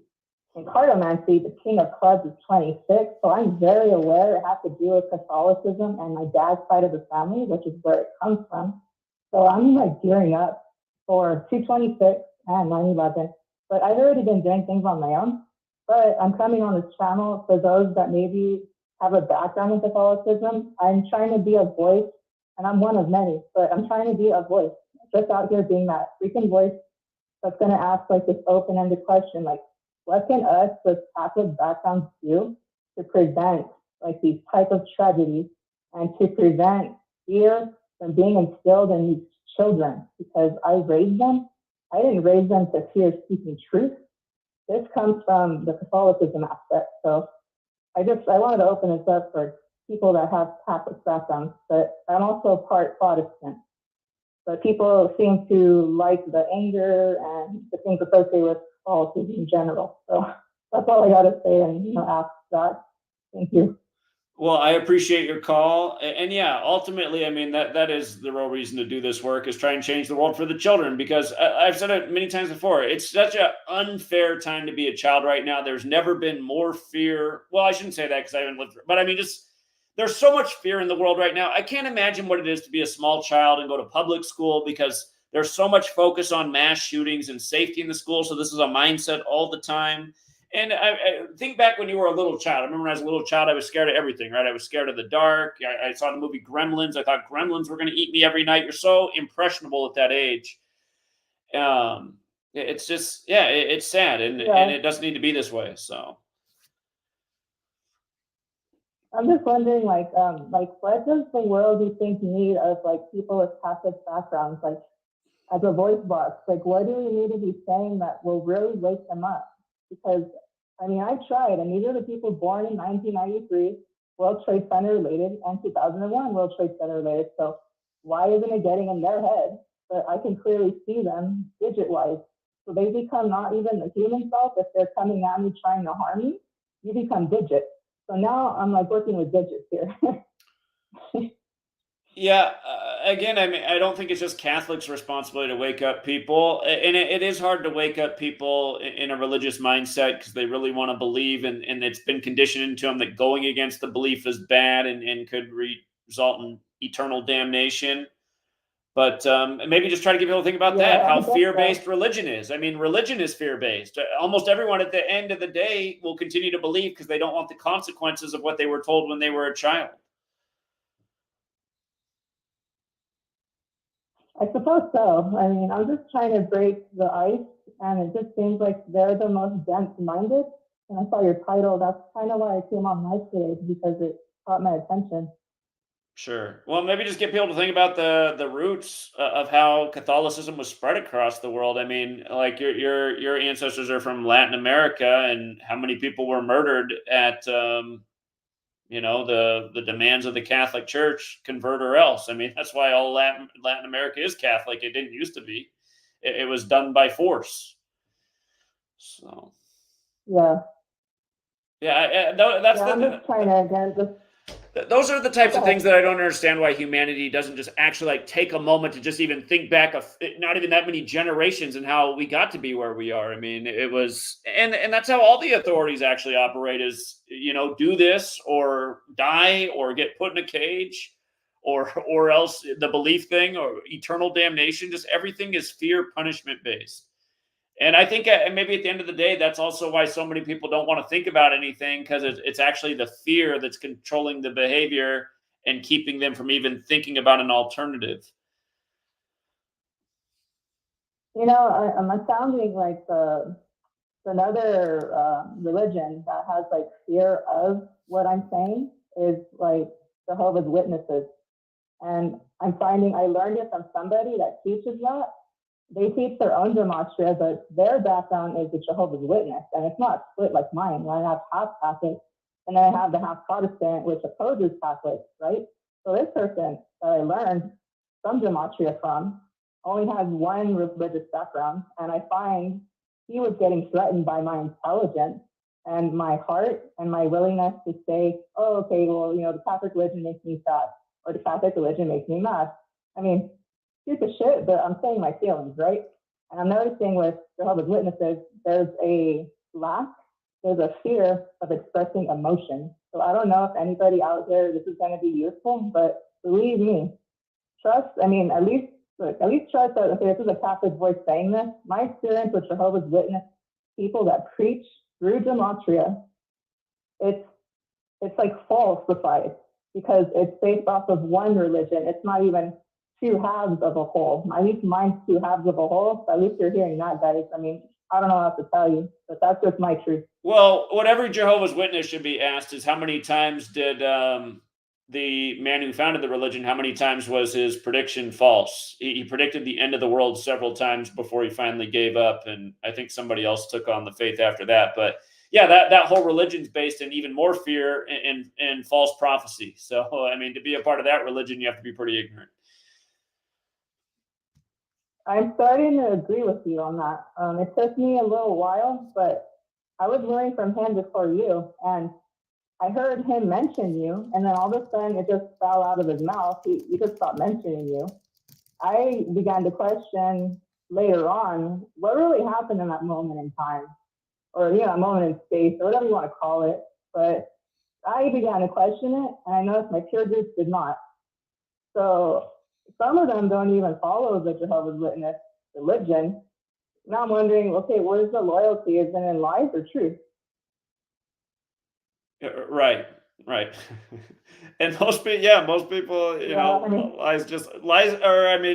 are highly invested in lies. And again, just that word believe, it has lie right in the middle. Caller, I really appreciate you phoning in tonight. And please do keep trying to wake up your family. Maybe one day you will prevail. So thank you. Thank you, Doc, and thank you, everybody. Thank you, Trooper. All right. You have a good night. Good night. Yeah, her signal was a little bit muddled, but you could still hear it. So if you were listening, it just made you listen a little bit more carefully. Let's go out to 281. Hey, Zach, am I on? You're on. Hey, Zach. Yeah, so I'll get into pretty much in a second about the topic here. But first, I just want to ask if you know, I'm sure you already know about the Catholic connections on the Supreme Court and how that's extremely Catholic right now, like with 7 of them being Catholic. But did you know the connections with the Jewish judges on the Supreme Court and the Stein Prize? Well, and the what? The Stein Prize, the Jesuit Stein Prize. I don't know about the Stein Prize. I remember Ruth Bader Ginsburg died recently, 187 days from her birthday, and on the anniversary of the cornerstone being laid for DC, and then of course she was replaced by the Catholic Amy Coney Barrett. But what's the Stein Prize? Okay, well, pretty much the last 3 Jewish judges on the Supreme Court, which, if I remember correctly, is Ruth Bader Ginsburg, Stephen Breyer, and Elena Kagan. All 3 of them received the Jesuit Stein Prize from Fordham. I didn't know about this, so I got to look that up. How do you say this word? It sounds like you're saying Stein fries, like French fries, but Stein fries. What is this word? Stein. So like STEIN, I believe. Yeah, STEIN prize.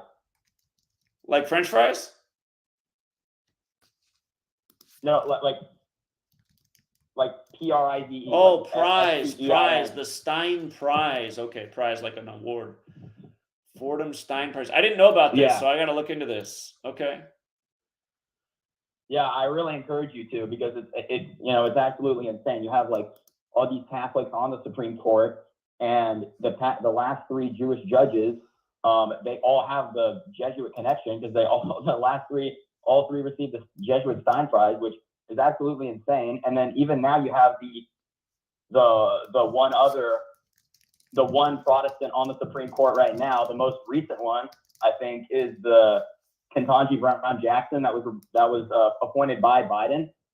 And yeah, she is a Protestant, but her not only did she receive the Catholic oratory title, but her husband is also a teacher and a surgeon at Fordham University.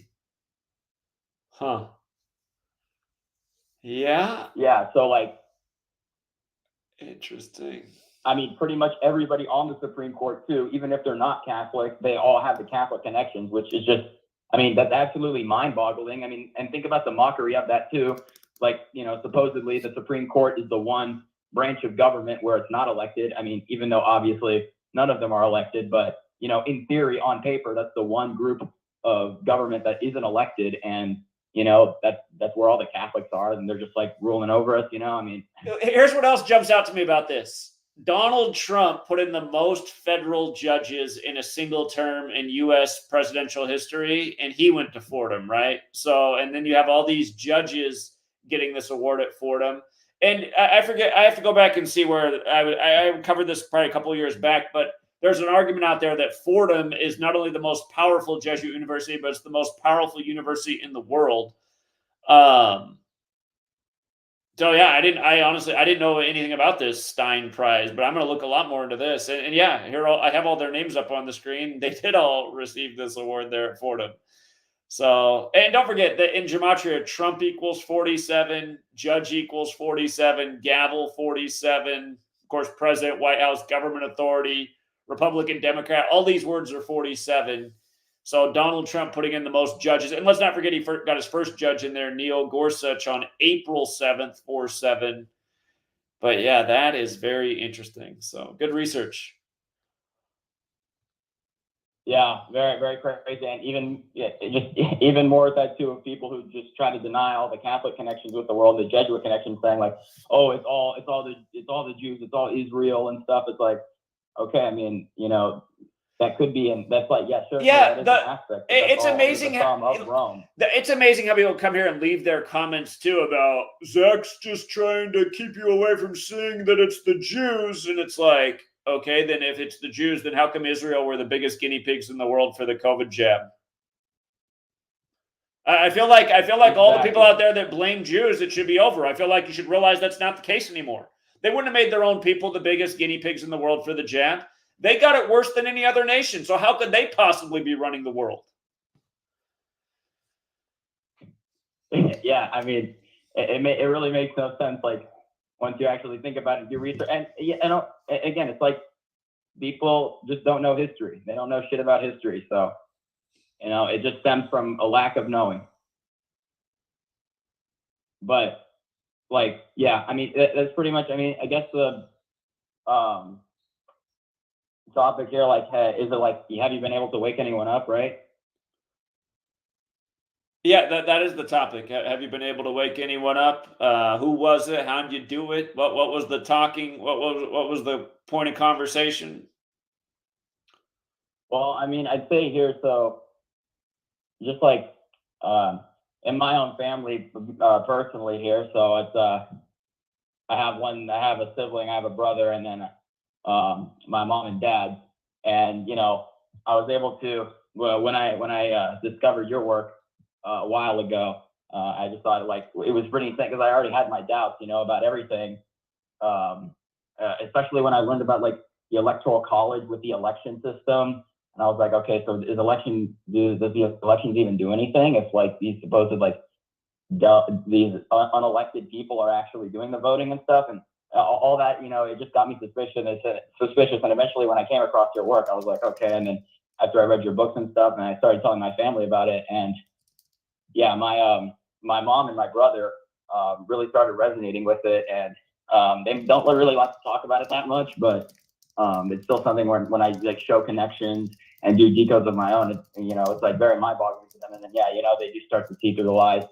My dad, it's not like he doesn't, he's somebody who's like, he doesn't really care for it all too much. And that's what I noticed for a lot of other people too. Like, even if you don't necessarily get even if you don't instantly get shut down, even though if it's not instantly like, oh, that's just a stupid conspiracy theory, like, what the hell are you talking about? I actually found like a surprising amount of people don't say that. And they might acknowledge it. They might be like, oh, that's interesting. But, they just don't give a shit, which is just weird to me. It is weird. It's the spell. Yeah, I mean, I don't really know, and I've tried to, and I brought it up with a lot of my friends too, and since I'm younger, and I guess younger minds are like, it's more easier to like understand new things, and yeah, a lot of them might say, oh, most of them do it. They're like, oh, that's pretty cool, wow, but then they go right back to talking about things that just are completely irrelevant, and it's like, well, I mean, you don't really care about the agendas that are impacting us and where we're headed. Yeah, seemingly people don't care about things that matter. I was just making the point the other day about how many people like will be, they'll start advocating online for their video game to be better. There'll just be millions of men online like having a tantrum about how disappointing the game is, and then game developers are responding and fixing their game. And I'm just like, there's nothing like this in society for things that actually matter. People are just so invested in virtual reality and entertainment, and more people crying about a video game than us being locked down and lied to and made to participate as medical guinea pigs. It's astounding. So. Yeah, and you wonder why like people might think that, but then you have to realize that people breathe shit air and drink shit water and eat shit food and are lied to every day, and they're just so much all this conditioning. And I don't believe humans used to always be this dumb. I don't think. I mean, I'm not an expert on that, but I sincerely doubt humans were always this dumb. I think it's just the conditions that have been created around us and all this, like, just the toxins in our environment and everything that's just dumbing people down, Yeah, absolutely. Absolutely. But yeah, I mean, it's pretty much all I wanted to really say and talk about. Yeah, I mean, again, look more into that Stein Prize thing with the Supreme Court. Like, it's just absolutely wild. Like, pretty much every single person ever on the Supreme Court has some sort of Catholic connection, which is just, again, crazy. Yeah, indeed.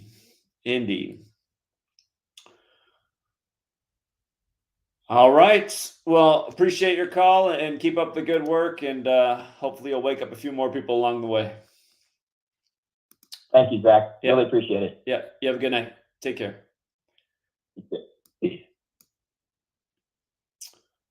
All right. Let's go out to 347.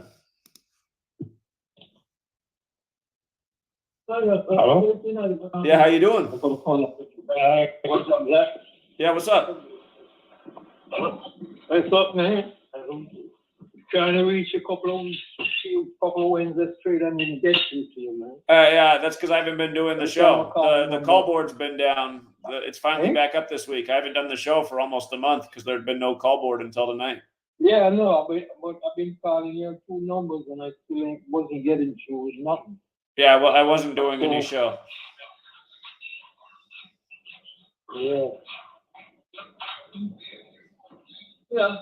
I talked to Rumble week before last. What happened with Rambo? What happened? I said I spoke to him. How's he doing? I was telling him, say, you have to touch base with him. And what did he say? No mind coming back. We have to touch base with him. Is he coming back? No, I'm saying you got to touch base with him.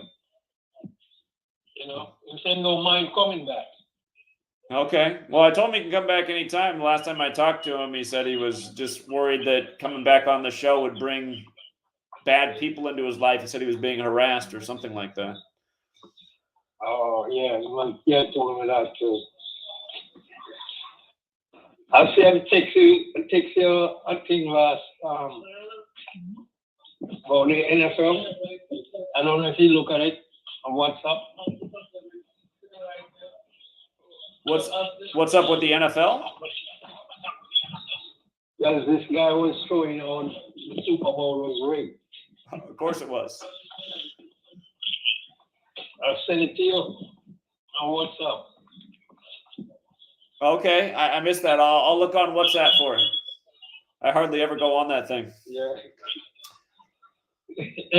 I almost never go on WhatsApp, but I'll after the show I'll go on there and check it out. I appreciate that. Yeah. A friend of mine sent it to me because they know I'll be talking about everything rigged. You know what I'm saying? So man, I started to believe you now. You know what I'm saying? Sure. Sure. Okay. Yeah. But everything is good. All right. Yeah. I see your post on here. You sent it to me on Valentine's Day. Okay. Yeah, I'll check it out. Yeah. Yeah. All right, friend. Well, good hearing from you. And if you talk to Rambo again, tell him to come back. Yeah. All right. All right. I really can you. All right. Good hearing from you. You have a good night, friend. Thank you. Yeah. Yeah. You too. All right. Take care. Okay. Let's see. Next up, 407. 407, you're on. Hey, Zach, how are you? Doing all right. How are you? Pretty good. Going with the topic, have I been able to wake anyone up? I probably had little to no success on this. I mean, I've told my family, my siblings, friends, and all of them seem to, like, I didn't have any, like, completely negative responses, like, oh, that's dumb, or oh, that's stupid. I get, like, the generic, oh, that's interesting, and then they go along with what they're doing. But I have had one friend who found a little bit more interest than others, but not, like, completely sold. And I just find that it's kind of hard to approach people, not because like I can't approach people for a conversation, but approach people with this information because of how they take it. Because most people are pretty much set in their ways. So I think a good way to go about it is to try to get people to approach you. And a good way to do that is wearing the merchandise. Like I bought one of the shirts from Richard Quinn, and I haven't had anyone approach me yet, but I wear it to the gym every now and then. And I do get people who like look at it and read it, and you could tell that they're thinking about it. But those people, I guess they're too scared to approach, or I don't know what they're thinking about it. But I think a good way is to try to get people to approach you, because usually most people that you approach have a negative response. Another thing that I've done was I've bought your books and I've had them sent to people like without them knowing to see if they would respond. And it's probably not the best thing to do because, you know, you have to buy from the physical copy from wherever you buy from, which is Amazon or wherever else. And I've only bought maybe one or two to send to people to see if they reply to it. And no one has responded to it yet. So that's another thing that I've tried. And I just found it's kind of interesting because yesterday, I think you went over this. You have a video about it, about the article that came out about the jab and how it's linked to like heart and mental, I think brain issues as well. And I sent that in my group chat. Like everyone was active at the moment and people were talking and the previous conversation just kind of died out. So I just sent that article in the chat to see how they would respond. And I just put like, oh, it's funny how if you would have posted this about 2 or 3 years ago, you would have been like executed. And I waited to see what anyone would say, and nobody said anything. Everyone just completely silent, no response. So I found that kind of funny because I think all of them got the jab, and I didn't get it, and they were kind of like joking at me, like, "Oh, you should have got it. You should have got it back then." And then I sent that article to them about the New York Post, and no one had anything to say. So I found that kind of funny. But overall, my success sharing the work, not very successful, but you know, the work never stops. The rituals never stop either. These people don't sleep. So I'll just continue to share it. I still do share some of your more popular videos and content on my Rumble. They do get a little bit of views, but we know what goes on Rumble. It's a bunch of conservatives. Everyone's Trump there. But I still continue to share it. I always share on Facebook as well. I share on Twitter. And sometimes I even like screen record when you're live, and I post the live on my Facebook as well to see if anyone hops in and views it. And there's been a couple times where there's been like 4 or 5 people watching, but there's no comments at all. So I think a lot of people are scared to, you know, show that they are taking this information in, but for the most part, not that successful. Yeah, I hear everything you're saying, so I appreciate the honest feedback. Yeah, and another interesting thing was back when Martin Luther King's, I think it was his son or his grandson died, like a few weeks ago. They had the Kings against the Hawks game, so I took that opportunity to just bring that to my dad. I was like, "Oh, you heard about the Martin Luther King's son dying, right?" He's like, "Yeah," and I told him, "Do you know who plays in the NBA today?" And he's like, "Who?" I was like, "The Kings and the Hawks." And he's like, "Oh, okay." And I could tell like he didn't like make the connection. So I told him, "You know, the Kings were from Georgia, Atlanta, Georgia, right?" And he's like, "Oh yeah, yeah." And then I'm like, "They played against the Sacramento Kings. You get it?" And he's like, "Oh yeah, that's pretty interesting." But like he didn't really take it as anything. But you know, every now and then I bring up little things like that to my parents, my siblings, to see if like they start to come along a little bit more. Because you have to keep, you know, giving people information about things that like they can relate to. Because my dad, he watches the news probably like 24/7. So I pick out things in the news that would probably relate to him. I remember back when the Tyree Nichols thing happened, I said that to my sister, and she was like, "Oh, that's kind of interesting." So when you share the information, you got to kind of meet people where they are. And that's the main reason I saw people earlier talking about, "Oh, stop doing the sports stuff." I mean, well, a lot of people are sheep when it comes to sports and they live and die by sports. So you got to show them how the sports are rigged to meet with them. And you never know who's going to be like, "Oh, wow, this is interesting." And that's where you start to get to people, you know? Indeed. Yeah, got to meet them where they are. But yeah, that's all I had. I just wanted to make that little contribution. All right, appreciate it, friend. And this is Open Up, right? Yeah. Yeah. You haven't been around that long, but you've become a great contributor. So I'm glad you're here. Thank you. Yes. Thanks for the word, Zach. All right. You have a good night. You too. All right. Take care. Somebody in the chat said that I need to preach more love. And maybe that could be next week's show. What is love? We'll start it with a 90s song. Or was it an 80s song? What is love, baby? Don't hurt me no more. Um, yeah, yeah. I'll tell you my thoughts on love. I think love is a very overused word. I think a lot of people say they love things and people that they really don't. Like, I can't tell you how many times in my life my sister said she loved me. My sister has hardly even talked to me in the last 10 years I've been doing this. So it's like, what's that? Your love is so thin that you can't even tolerate me talking about things that are actually highly logical and relevant. So, and it's not just that either. It's just, I mean, how many people are just constantly telling people they love their spouse or whatever, but they really don't. They're cheating on them. They're doing all kind of stuff behind their back, but then to their face, they're saying they love them.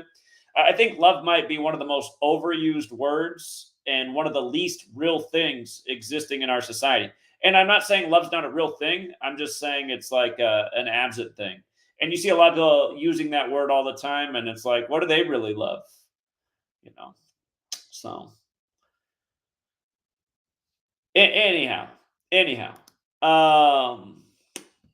let's get back out to the callers. 206. Oh my goodness, I know who this caller is. How you doing, Vanessa? I'm doing good, Zach. How are you tonight? Doing well. Good to hear your voice. Oh, good. You too. And I'm really, really glad you did this show tonight because, I've been following your work now about 10 years or so, and I have been very unsuccessful at waking people up. It is freaking amazing, but people don't want to know. I've had like 2 different people tell me, well, I don't want to know what it is. I tell you, they don't want to know the information. My younger sister, she and I kind of got into it. She said, you keep trying to shove this stuff down my throat. I'm like, I'm trying to wake you up. Can't you see what's going on? But they don't want to know. Everybody that I've told, and I'm going to keep speaking out. I don't care. That's just my nature. I'm going to keep speaking out. So when they want to talk to me about something that's going on TV, I'm going to throw Gematria right in their face because this is all it ever is. And I've had, I don't know how many people, 2 of my cousins died from taking the jab over the years. It's been about 2 years ago now. 2 of my cousins passed. I know at least 6 people who've had strokes, but they've all recovered. And I think that's one of the things too that's going on with, that COVID shot. Well, I'm sorry for mentioning it on there, but it's just amazing to me, and especially people that I know in my community. I be trying to wake us up so much, and oh no, it's like it's taboo. They don't want to hear it. Or I had one friend tell me she gets it, but I don't want to hear about Gematria every day because that's all our ways are. That's all our history is. It's been one big lie. But and my younger sister, I love her to death too. Still love Patrick Mahomes. I'm like, how in the hell can you still like Kobe Bryant, Patrick Mahomes, any MFers? I just don't get it. Hey, just you bringing up Kobe. Again, that's another name that in Gematria equals 15. And then again, he died right before Patrick Mahomes has been in almost every Super Bowl since. So. And I told him that I get all my news from you. I write down so much stuff, and I still watch Arthur. I like his work too. I like Call Me Kinfolk. I write down so many different notes that I hear because I know when it makes sense, and I know how to apply Gematria. And I want to say one thing for all the callers tonight that call in and say, well, I'm not as good as you are with Gematria. Read his book. Read both of Zach's books.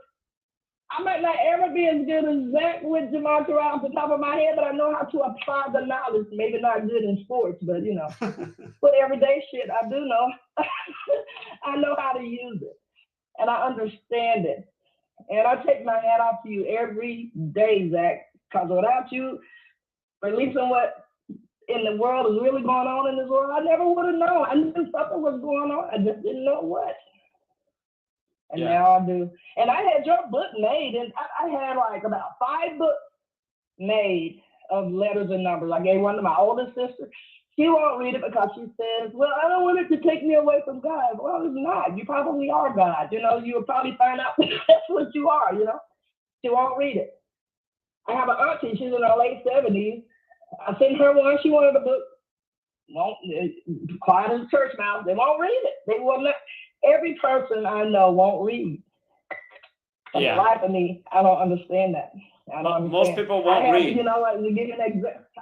Most people just will not read. That's also why I just haven't finished my books, because I just work so hard, and I'm like, I'm just gonna, because I have not put out my third book that I've just been working on forever, and I've started writing other books, and I just realized, because I'm gonna be so mad, you guys, if I put out another book and it does as poorly as the last two.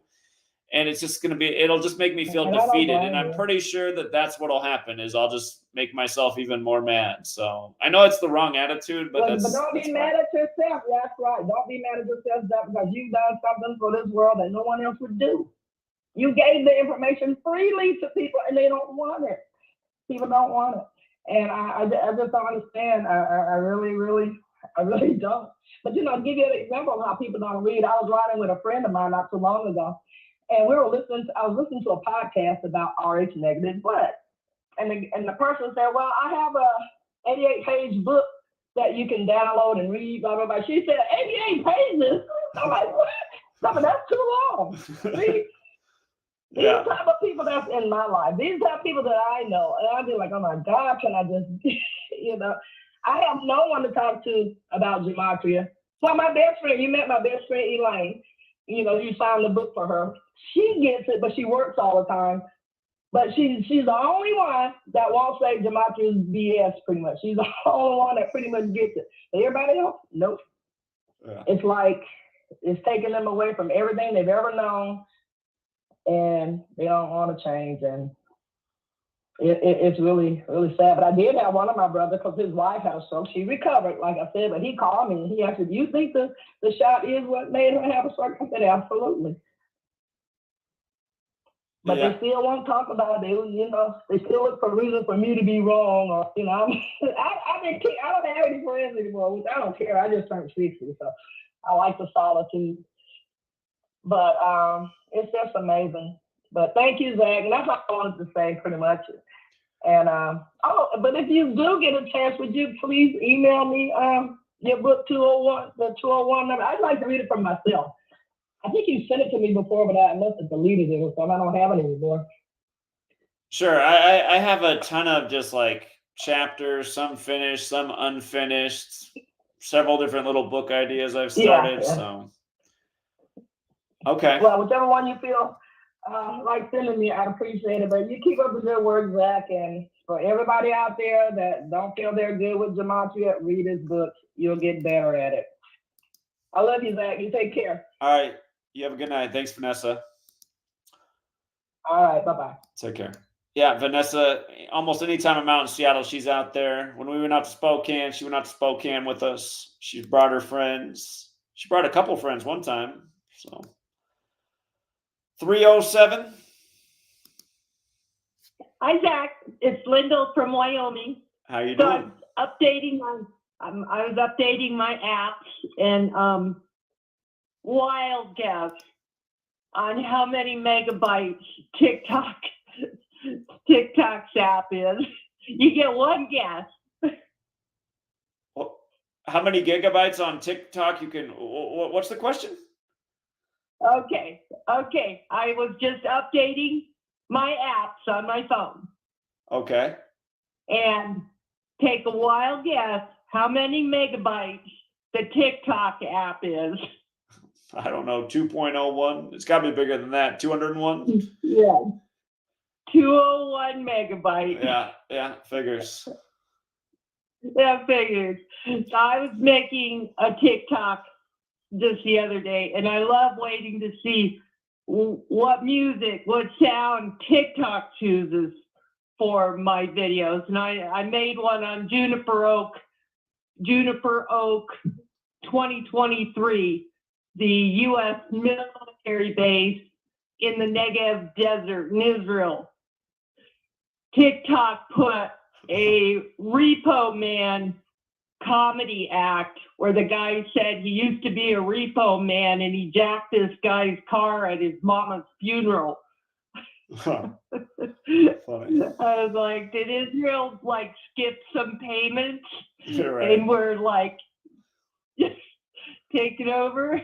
Yeah, probably. That's all. Okay. Well, I appreciate the call. Go figure. Another 201. Thank you. 201. Yeah. Thanks, Zach. All right. Yeah. You have a good night. Bye. Bye.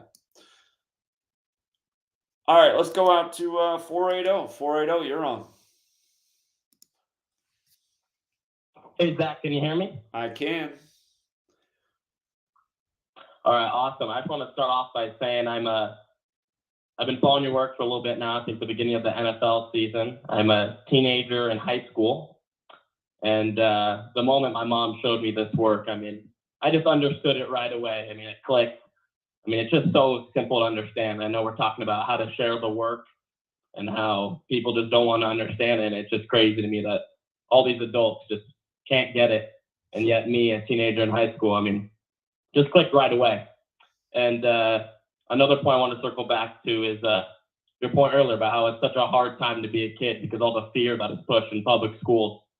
And I go to a public school, and you're 100% correct. I'm in my government class the other day, and after the Chief shooting, we talked the whole class about what we should do. And all of these kids, you just see it. They're just so in fear. And all they're saying is that, yeah, we need to take our guns. We shouldn't have guns. The government needs to come take them. And it's just such a shame. This is what our government's doing to us. But yeah, I just wanted to share that with you. Well, I'm glad we got a young person out there like you coming up. And I was just thinking, because you're down in Arizona, I went to school at Arizona State, if you didn't know. I was thinking, man, when I graduated, I don't even think this guy was born yet. But I'm glad you're out there. So. Yeah, I'm pretty close to Tempe. I used to go to the Sun Devils games, not so much anymore after finding your work. But yeah, I mean, I sit in my classes and I'm like, I want to share this work because I have all this. But and then on the flip side, it's like, I know maybe you might not like this because I know you want the truth out there, but just all the attention I would get and my friends, what they would think, and if they go home and tell their parents, oh, this is what he's saying, and then they're like, oh, maybe you shouldn't be friends, this kid's crazy. But I do hint sometimes, I tell them, like after the Super Bowl, because, you know, boys, all they would talk about is football and stuff.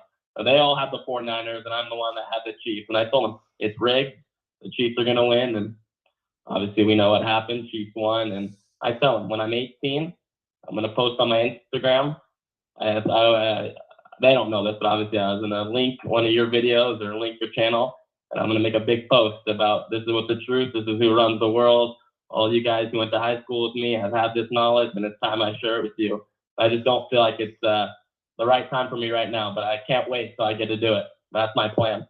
Well, that's fine. And I was 18 when I really started speaking out, because that's when 9/11 happened. And I've, just like you're saying, a lot of my friends distanced themselves from me, and my best friend's dad started calling me a communist for questioning 9/11. I was like, that was the insult for everything back then. You were a communist if you did anything that was against America. I was just like, okay, yeah, communist. All right. So,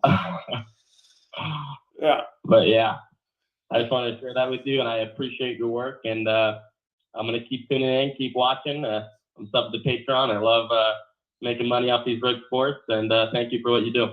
All right. Well, hey, I'm glad we got you out there. Keep it up. Thank you. Yes, sir. Bye. Have a good night. All right. There's a smart young one out there. 316, you're on. Hey, Zach.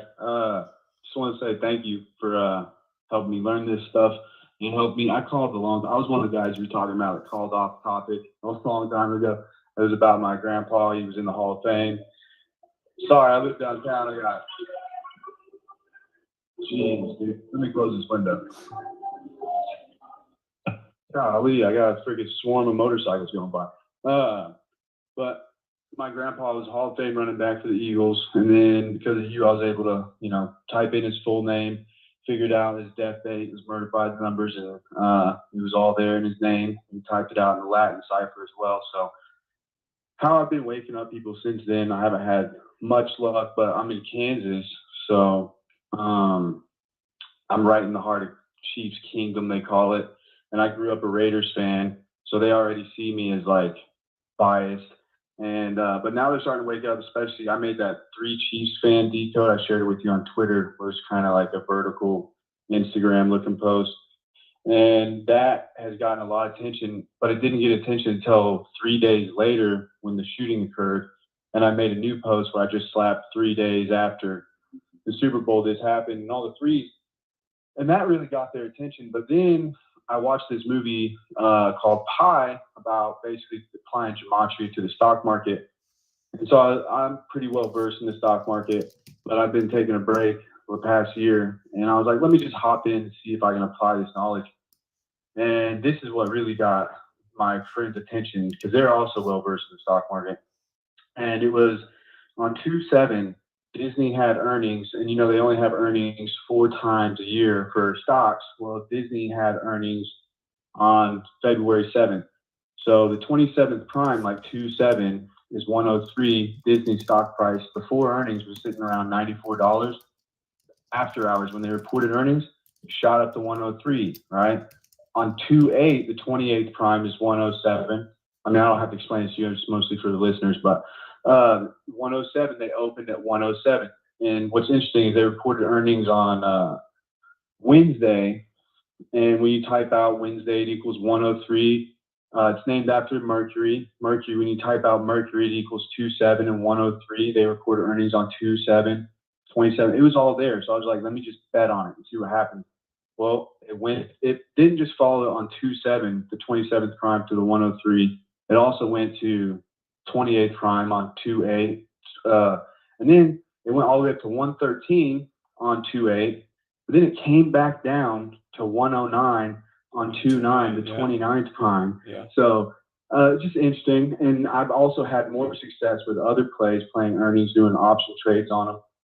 But I just wish I had someone like you that was more like well versed, and I could kind of compare my notes and you'd be like, oh, this sticks out to me, and it's this, and you know, add your notes to it, because I have been having some really good success on these earnings notes. But then I started applying it to Jerome Powell, the Federal Reserve Chair, and I think I've got like a little string I'm pulling here on a decode with him. But I just really I have their attention now, I feel like, because you know, money talks, and when you start to talk to these guys into option trading and stuff and sports betting, they'll kind of like, oh, that's coincidence. But when you get to the stock stuff and you're like, hey, look at this, like, look at it, it's right here, it's proof. That'll kind of jar them. I've had that reaction. Like, they were kind of like, oh shit, I can actually, damn, you made $500 off that. Holy shit, you know, off a $10 option trade. And that I've seen really catches their attention. But and I've only been doing this since like my first real decode was OU versus KU. I was like, they're gonna upset OU for the first time in 26 years. I had my longest decode on that. So I've only been doing this a short time, and now I'm applying it to the stock market and having success. So I would just say to all the people that are saying, oh, no one's really listening, just stay consistent, because eventually it's going to be undeniable, and they'll be the crazy ones for you know, denying all these coincidences, because at a certain point they're not coincidences. And I just kind of stack up the proof and then let them say what they will. But yeah, I didn't know if maybe you'd be interested in something like that, helping me develop this research I'm going into with applying this to the stock market. Maybe you have done it already, but Yeah, I have, and it absolutely does apply to the market. And it's just like last year, I started a group, but not many people were interested in it. There was just so few people who signed up for it. People are more interested in sports gambling than the market. Yeah. But yeah, like at the beginning of last year, I knew Apple was going to have a good year in 2023 because, of course, Apple has the Gematria 23, and they had emerging technology that actually didn't even end up coming out last year. But the hype of those things and having the number, and sure enough, Apple had a very good year. And it's just like I was pointing out, Pfizer acquired Seagen on the anniversary of the COVID shot going live, and they're making the things to treat these turbo cancers that a lot of people are getting. And Seagen has that Gematria 24, and Pfizer's stock is way down from its, you know, all-time high right now. So I'm imagining at some point in the not too distant future, there's some breakthrough with Seagen or some research they're doing. And yeah, I mean, there's just all sorts of things you can pick up on the stock market. And for people who haven't seen the movie Pi, there's a dialogue in that movie about the subject of gematria. And again, it's about a guy who's trying to figure out these patterns in the stock market to rake it in.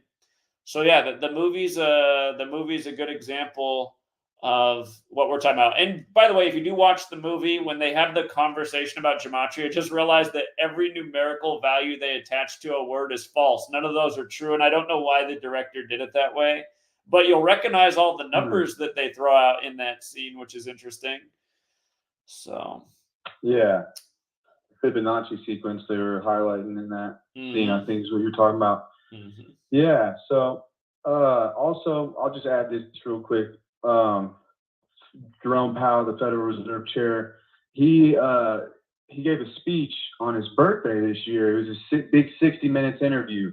There's all the hype and stuff, and it wasn't presented that way, that it was on his birthday. But I just happened to, well, what's this guy's birthday? He hasn't had an interview in forever. He doesn't do interviews. It's not his thing. He gives speeches, completely different dynamic.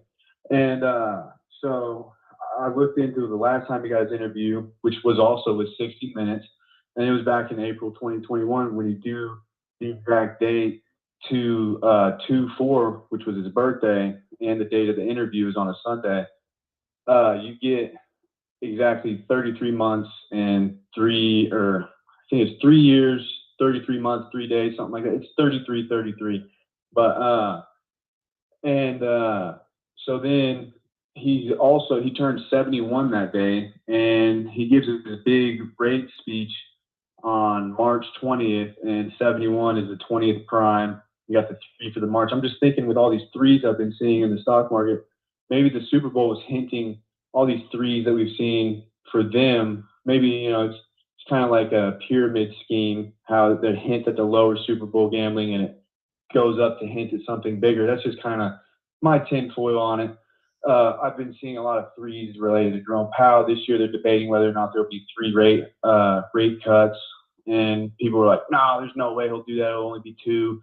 We've seen so many 3s with the Chiefs and stuff. I'm just thinking maybe there's something there with that. But yeah, I just wanted to know if maybe I could connect with you on that, send over my research.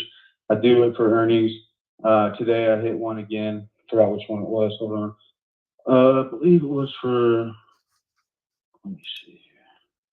Oh, I got my notes. If I could just forward you all my notes, that would probably be, my computer's not up right now. I got so many numbers in my head. I don't even remember the stock tickers, but let me see. I believe it was Solar Edge, or maybe it was Teledog. But yeah, one of them we played this week.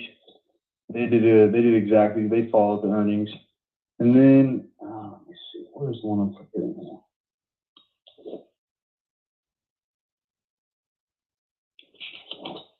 Sorry, Zach. I'm going to keep you. Oh, it's TDC, Teradata. So they were at, let's see, this is on the 43rd day. They were at $48 when I was doing this decode, and they dropped down to 43. And yeah, we made some good money off that. And that was last week. Waste Management was another one. Had earnings last week on February 12th. They went from 189, and now they're sitting at 202. I was expecting them to go to 201.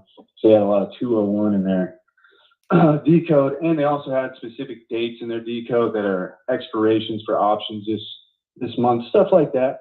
I was just gonna, spitball with you, tell you my process, and share with you that sort of thing. Sure. I'll tell you one other thing that I picked up on last year doing that stock market group was, again, I always talk about 35 Thursday in sports. Well, China equals 35, and I noticed Chinese stocks had really great days very often on Thursdays. But then there was like one stock that I followed, and it had like 7 great Thursdays in a row. But then after that, like the next 3 weeks after that, it did very poorly on Thursday, which I also found interesting. And it's the way the market is. It ebbs and flows, but generally it goes up over time.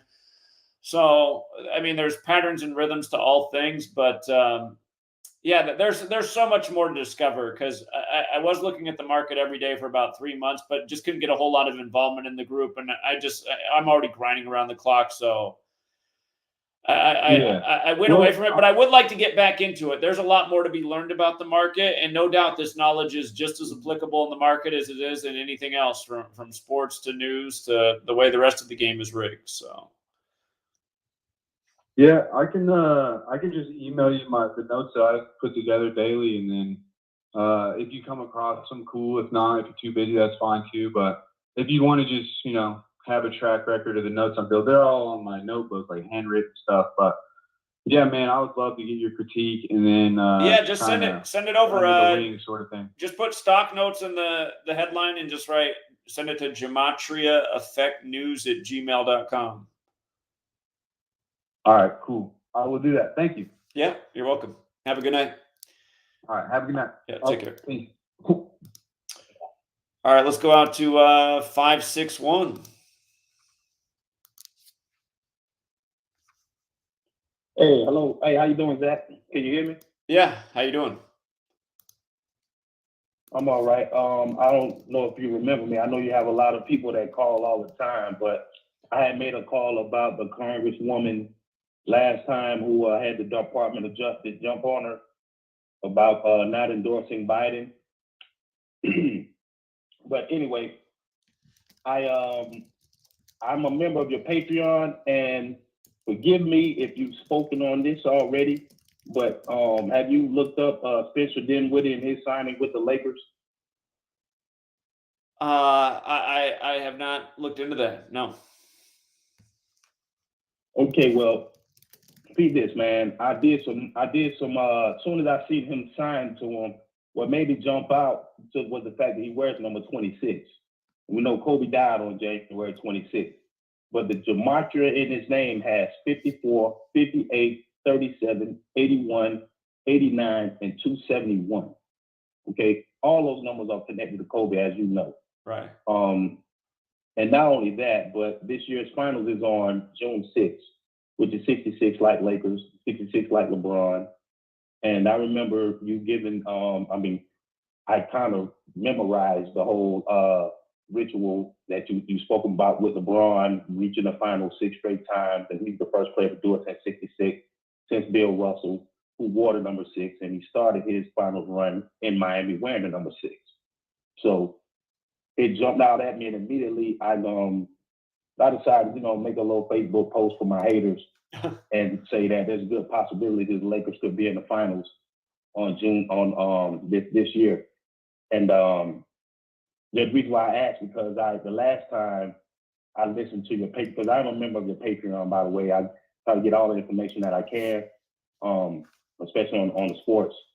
And the last time I listened to you, you were speaking about the Lakers right before they played Boston without AD and LeBron, and they still ended up winning that game. But the thing is, the reason why I was calling is because I got a cousin of mine who has a podcast, and every now and then he invites me on his show, and I speak on Gematria, and I just speak on what I know, and because of the majority of his majority of his listeners are Black listeners, so I try to appeal to them. I speak on the number 42 a lot, and how it affects people like Martin and Malcolm, and so on and so forth. And every time I jump on, his numbers go sky high, like they're higher than normal. So he was telling me that he was encouraging me that I should start my own podcast or whatever. And I just wanted to make sure I got your blessing, to be honest with you, because like I stated before, like this information, I came across it, and it really changed my life, man. Here's my thing. You definitely don't need my blessing, but yeah, I would give you my blessing anyway. I always say that we need more people sharing this work, getting the knowledge out there. So I'd be grateful if you did that.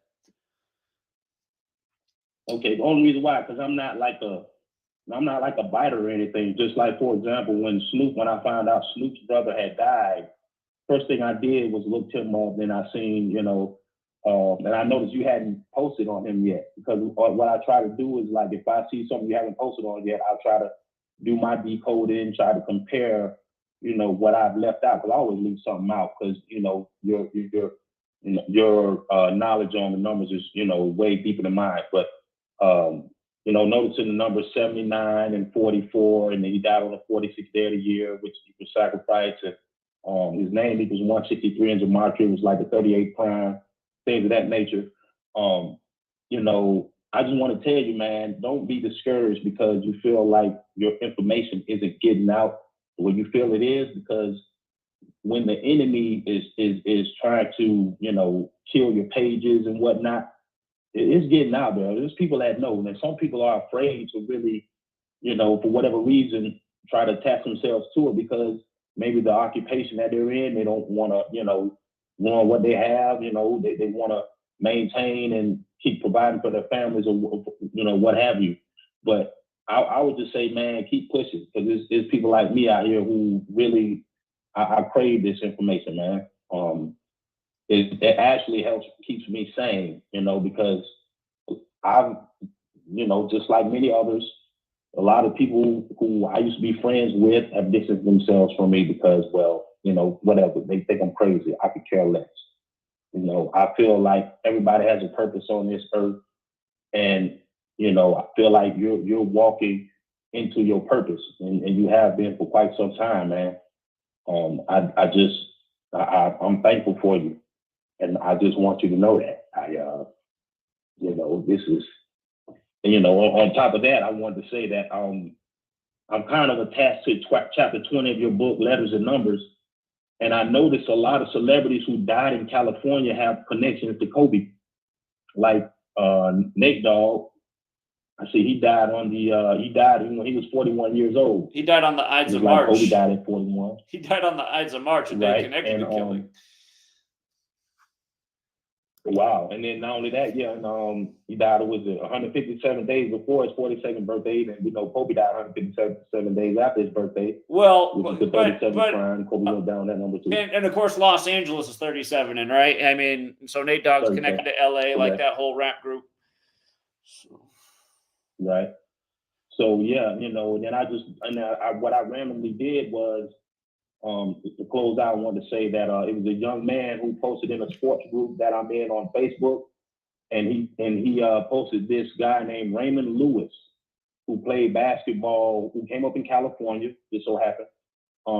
And some just told me, just do a random decode on him, just to kind of, I just want to test my skills and see how sharp I was.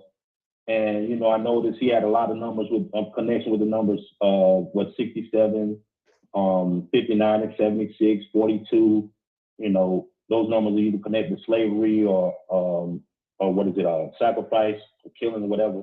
But I just noticed that when the 76ers drafted him, they drafted him 18 overall. And I remember when you spoke about Carl Weathington, he died, I think it had something to do with the number 18. And I know race equals 18. Right. And they said the biggest issue he had was his contract issue, because basically they signed him for basically little or nothing. And he was basically the best player on his team. And there was another guy that the 76ers drafted, I think, first overall that same year, and his contract was guaranteed. It was just weird how I just saw how the numbers connected. And he also died on February 11th, which was the 42nd day of the year. So I just kind of tried to see where my mind was and, how sharp I was as far as, doing a decode on my own. And I know some things I missed, it's like I didn't do the decode. I know he went to a Jesuit high school as well. And, you always said a lot of these athletes, they go to either Jesuit or Catholic high schools, basically to kind of catapult their careers. So, I just wanted to call you and just give you some encouragement. That's all, man. And I appreciate you, basically giving me your blessing. I'm going to go really hard, and I have a YouTube page. I really haven't did anything on Gematria, but I think I'm going to, start from this moment on trying to get the word out, because I've been doing it kind of locally with my Facebook friends. But the thing is, they want to try to discredit me and say, oh, you get this stuff from YouTube. But I mean, YouTube can be valuable if you know how to cross-reference the information you come across. If you just believe in everything you hear, then yeah, you'd be kind of an idiot. But you know how to cross-reference what you're you know, what you're being exposed to, and being able to decipher, you know, the real from the fake. I don't think you really have a problem, you know. But I just want to say I appreciate you, man. That's all. Well, I appreciate and, you, and I appreciate your call, and I look forward to your show. And when you get your show started, call back in and promote it so we can get you some subs. Oh, no doubt. Can I leave you my email so we can kind of? But honestly, I wouldn't mind taking advice on like how to structure it and you know, some things that, you know, that could maybe intrigue people, what I can talk about on my shows. Yeah, you can send me an email. Just put in the title like New Gematria Podcast and send it to GematriaEffectNews@gmail.com. Gotcha. I sure will, man. I appreciate you, man. I'm gonna give somebody else some time to come in and speak on your show.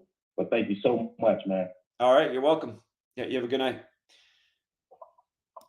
You too. All right, yeah, take care. And again, for all the people listening on TFR, again, I have no sound on my end tonight. I can't hear any commercial breaks. I can't hear any intro music, nothing. So we're just going all the way through. If you're missing some of the conversation because it's on commercial break on your end, you can come over to the YouTube channel. You can watch the stream later, and you can catch up on everything you missed. All right, let's go out to 619. 619, you're on.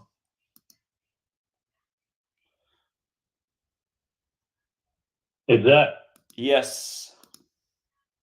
There he is. What's up, brother? It's Rat. Yeah, what's up? Hey, what's up, Bill? Hey, did you figure out how to get that Google Maps satellite? I still haven't done it since last time we talked. Nope. Okay. 2 minutes, brother, if you're down. As if I recall, a couple people in the chat was saying on the bottom right. I know on the phone, if you're down, like, I kid you not, dude, I've showed this to a few peeps on TikTok in the last couple weeks, and they're like, holy fuck. So. Okay, bottom if right, you're down. show imagery. Show imagery. Yeah, satellite. Huh. I don't see the one that says satellite. Show imagery, though. Yeah, I'm sorry. I still didn't figure out how to do it, so I don't know what to do. I'm just scrolling over everything here. Open up says bottom right, you can change to satellite view. Do you see like an icon that looks like a diamond, like two diamonds stacked on top of each other, kind of? That's what it looks like on your phone. A circle with like cross marks on it, almost like a compass?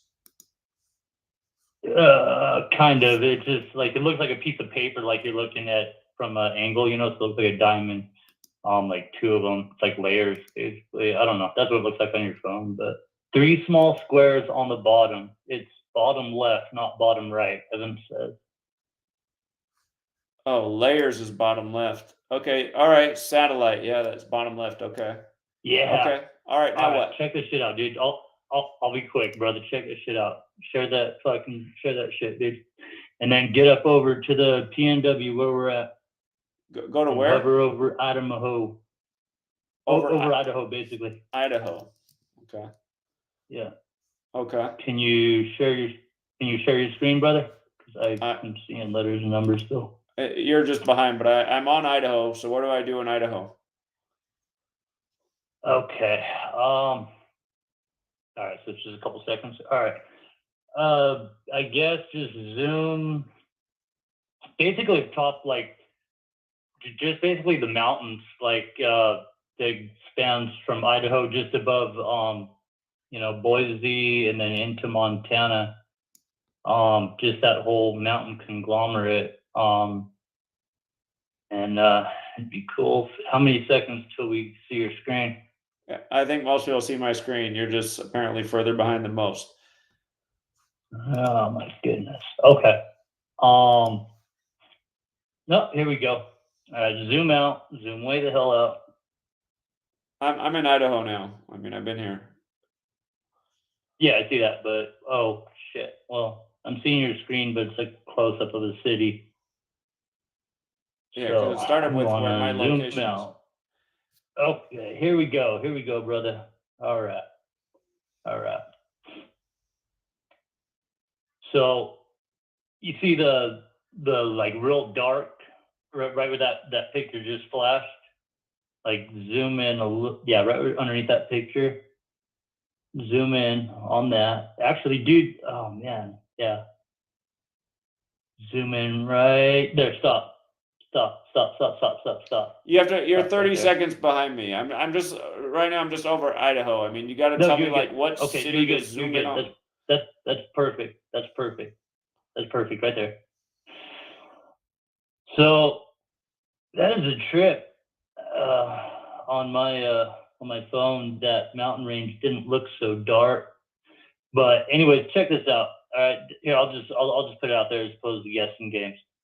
So when I was scouting around the area where I'm at right now, right, I was looking and I seen that right there. Nobody sees it yet. That's all good. Basically, okay, what I seen, okay, looks to me like to be a dang snake. Okay, a snake head right there, where that dark left, right, that you see the dark left mountain range would be the right side, but the left that we're looking at. Now check this out. If you could see like what would look to be like, so get this, Snake River is right there on the left of that dark spot. Okay, if you zoom in right there, like what looks like would be its left eyeball, but on the right side that we're looking at, zoom in on that if you can see what I'm talking about. Can you see that? Like abstract mind view, kind of looks like a freaking snake. Just trip on this, dude. Zoom in. I don't know exactly what to zoom in because to me, I don't see anything that looks like a snake. I do know that the Snake River's there. A lot of people go on the Snake River and ride the rapids. Yeah, well, right. So here's the trick. Snake River. Well, if anybody can like see what looks to be like an eyeball on the right-hand side, you zoom in there. Okay, there's a town called Wisdom River, right? In the Bible, be wise as serpents, gentle as doves. Kind of ironic. On the left side, okay, there's a place called He Devil, Devil's Throne, and Heaven's Gate. You got Flathead Reservation, right? The Native American reservation there. There's also a town called Anaconda. Okay, I don't know, but basically, it looks as if who knows how Papa made the garden that we're living on and how big. I don't know if you've seen those freaking mesas, that people have been saying were trees that freaking, went up way into the sky, huge, like the Devil's Tower or even other ones. So, but basically his body, if that were to be the case, would basically be all the mountains going through BC Columbia and freaking snaking all around to the freaking Orient and the Ring of Fire. So I don't know. Maybe I'll take all the screenshots that I have and freaking email them to you, brother. But yeah, I just wanted to share that. It's kind of a trip. So yeah, hey, I appreciate it. All right, man. Appreciate it. You enjoyed last night? Yeah, you too. Take care. Him talking about that. Ironically, when I was driving out to Oklahoma City for April 2022, on the way there is when that "it's in the water" thing was going viral, and the thing was that supposedly venom's what's in the jab, snake venom. And yeah, I was in Idaho driving when I was listening to that. Everyone was like, "You got to hear this! It's in the water thing." Why is this going viral? How come our work doesn't go viral? Let's go out to 559. 559. What's up, 559? It's the third time we've heard from 559 tonight, but I think it's another caller. Hello, Zach. Yeah. Yes, Zach, are you there? I'm here. Okay, listen. Basically, diamonds are quantum computers, okay? And the father, Ernetti, the Jesuit priest in 1950, created a quantum computer, okay? It's called the chronovisor. Have you heard of this? I have not. Okay. we exist inside of a quantum computer, and the Jesuits had created a quantum computer in 1950 with Father Ernetti, Pellegrino Ernetti. And somehow this gematria is like the algorithm quantum code of the quantum computer that they are utilizing. They put it in Netflix. Oh, what we need to do is we need to look at what Netflix shows are going to come out next year, because all of the shows are basically like some kind of quantum code. Like Utopia and the first episode of Black Mirror of the last season was basically talking about a quantum computer. Have you seen that show? Sweet lady accused me of being gay, I think, because I was watching the first episode, and I think that's the one where the guys are like having a romantic relationship through a video game. I was like, people told me to watch the show. She's like, you gotta stop watching what they tell you to watch. By the way, let's all have a good laugh. By the way, let's try to find some kind of laughter in all this, or else we're all gonna go crazy. But the first episode of Black Mirror was called Joan is Awful, and it's about how they make Netflix shows based off of her life, based off of a quantum computer. And this is real. This is real, folks.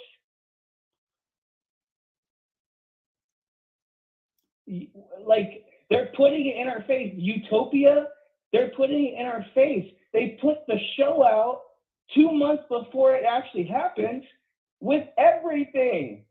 This is real. Like, they basically are predicting reality. I don't know what the heck is going on, but like, they're basically putting it out on Netflix 2 months, 3 months before they actually execute it. Well, hold on. Let's rewind here with Utopia. The British version of Utopia came out in 2013, and then Amazon remade Utopia and released it, like, I want to say September 2020, about 6 months after the pandemic was declared. But what Netflix did do, Netflix did put out the Bill Gates special, the next pandemic, like the day, I think they put out the day after coronavirus was confirmed in Seattle, if I remember right. So are they, like, they're trying to tell us something like that, like they are creating reality or they're controlling reality? I hope that at the end of all this, we can have a big laugh.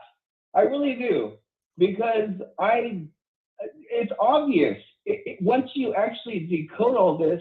So this gematria has something to do with quantum computer code. They have a quantum computer. Look up Ernetti, man. Like, everybody needs to look up Pellegrino Ernetti. Like, this is the key right here. Like, they have this quantum computer, and I don't know if they're like trying to be jokesters or if they want to kill us all, but like, seriously, this is real. Okay, I got him up here, Father Ernetti Chronovisor. So I'll look into it. Yes, absolutely, everybody. But just here to ask you a question, couldn't they like put out predictive programming as they've done for decades in entertainment, just because they have world events planned without it being a quantum computer in a simulation? For sure, like, but maybe they do create reality just through predictive programming.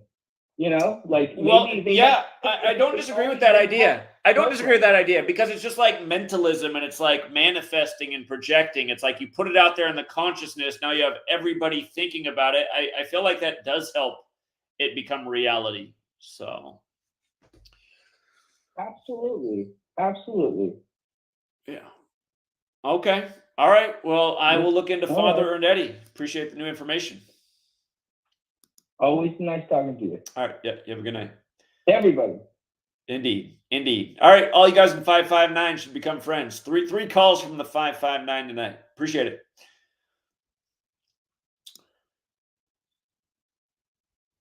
All right. Let's go out to 551.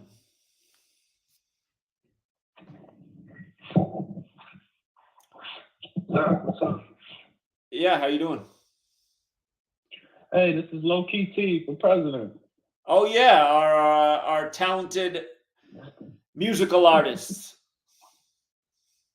I think, like you said, the very last caller said, and what you said about manifesting, the perfect example is that toilet paper situation. Yeah. Like I live in Jersey, and nobody was even thinking about toilet paper until the TV told us there was a shortage, and then it almost like instantly manifested where people were just like going crazy on these toilet paper runs and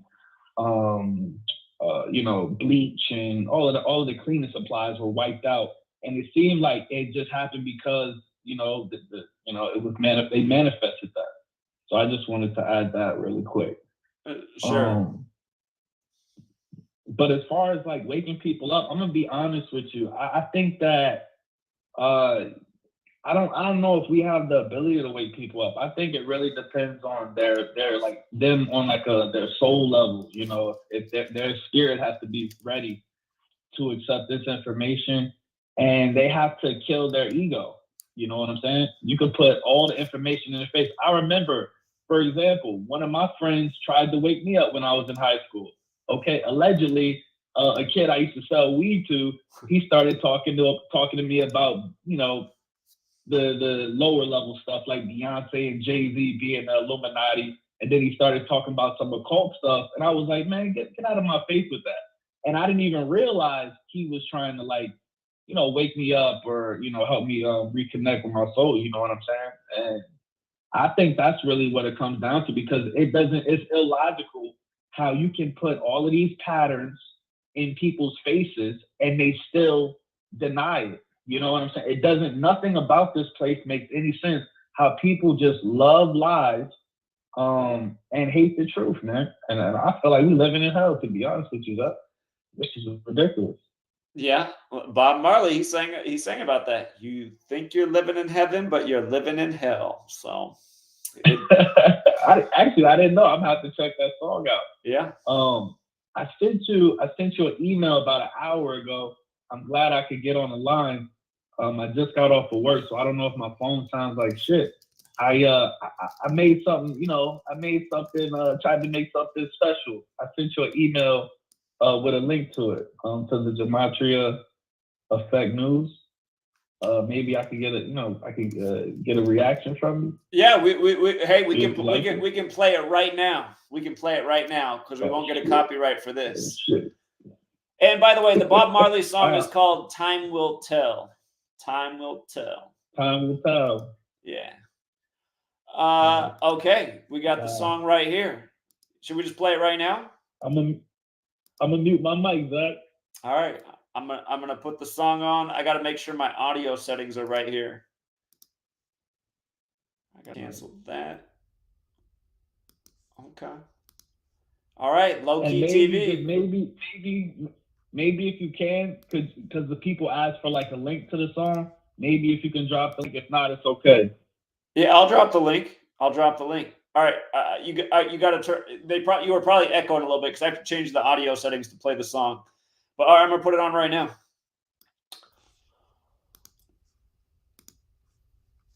Welcome back, True Seeker.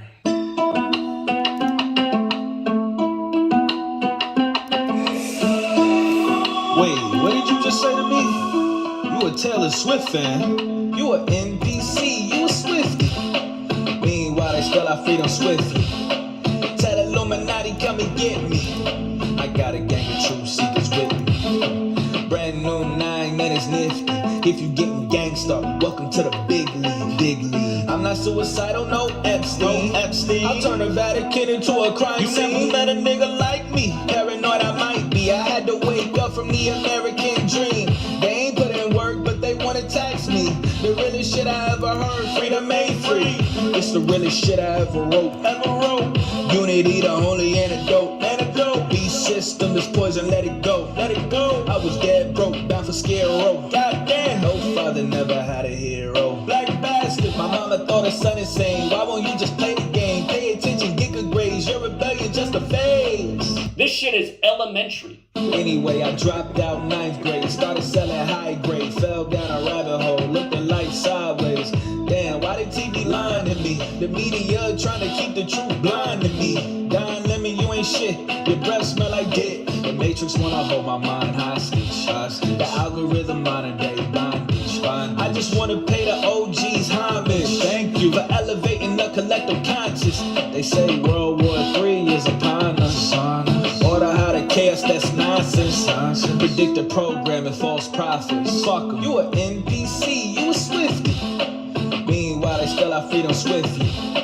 Tell Illuminati, come and get me. I got a gang of truth seekers with me. Brand new 9 minutes nifty. If you getting gangsta, welcome to the big league. I'm not suicidal, no Epstein. I'll turn the Vatican into a crime scene.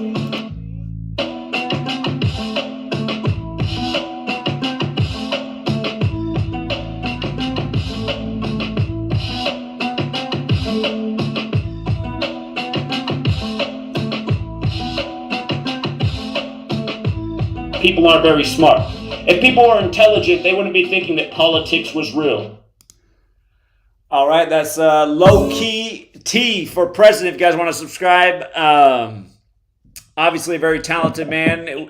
We played a song on our Super Bowl stream of his too. And just for the record, Low Key T, I like both songs that I've heard. I actually like the one though more that I heard on Super Bowl Sunday. And I appreciate you putting my voice in there, but I don't know if I feel like my voice hurts the song. So I don't know if you want to do that in the future. But No, hold on, let me fix that. Hold on. I gotta fix the audio, otherwise you're gonna echo. Okay, now you're good. No, man, I feel like, listen, like I said in the song, you know, like I told you last time we talked, the reason why I say you're a living legend is because like you're cemented. Everybody's gonna know you now as like the, I'm not trying to be disrespectful, but like the numbers guy.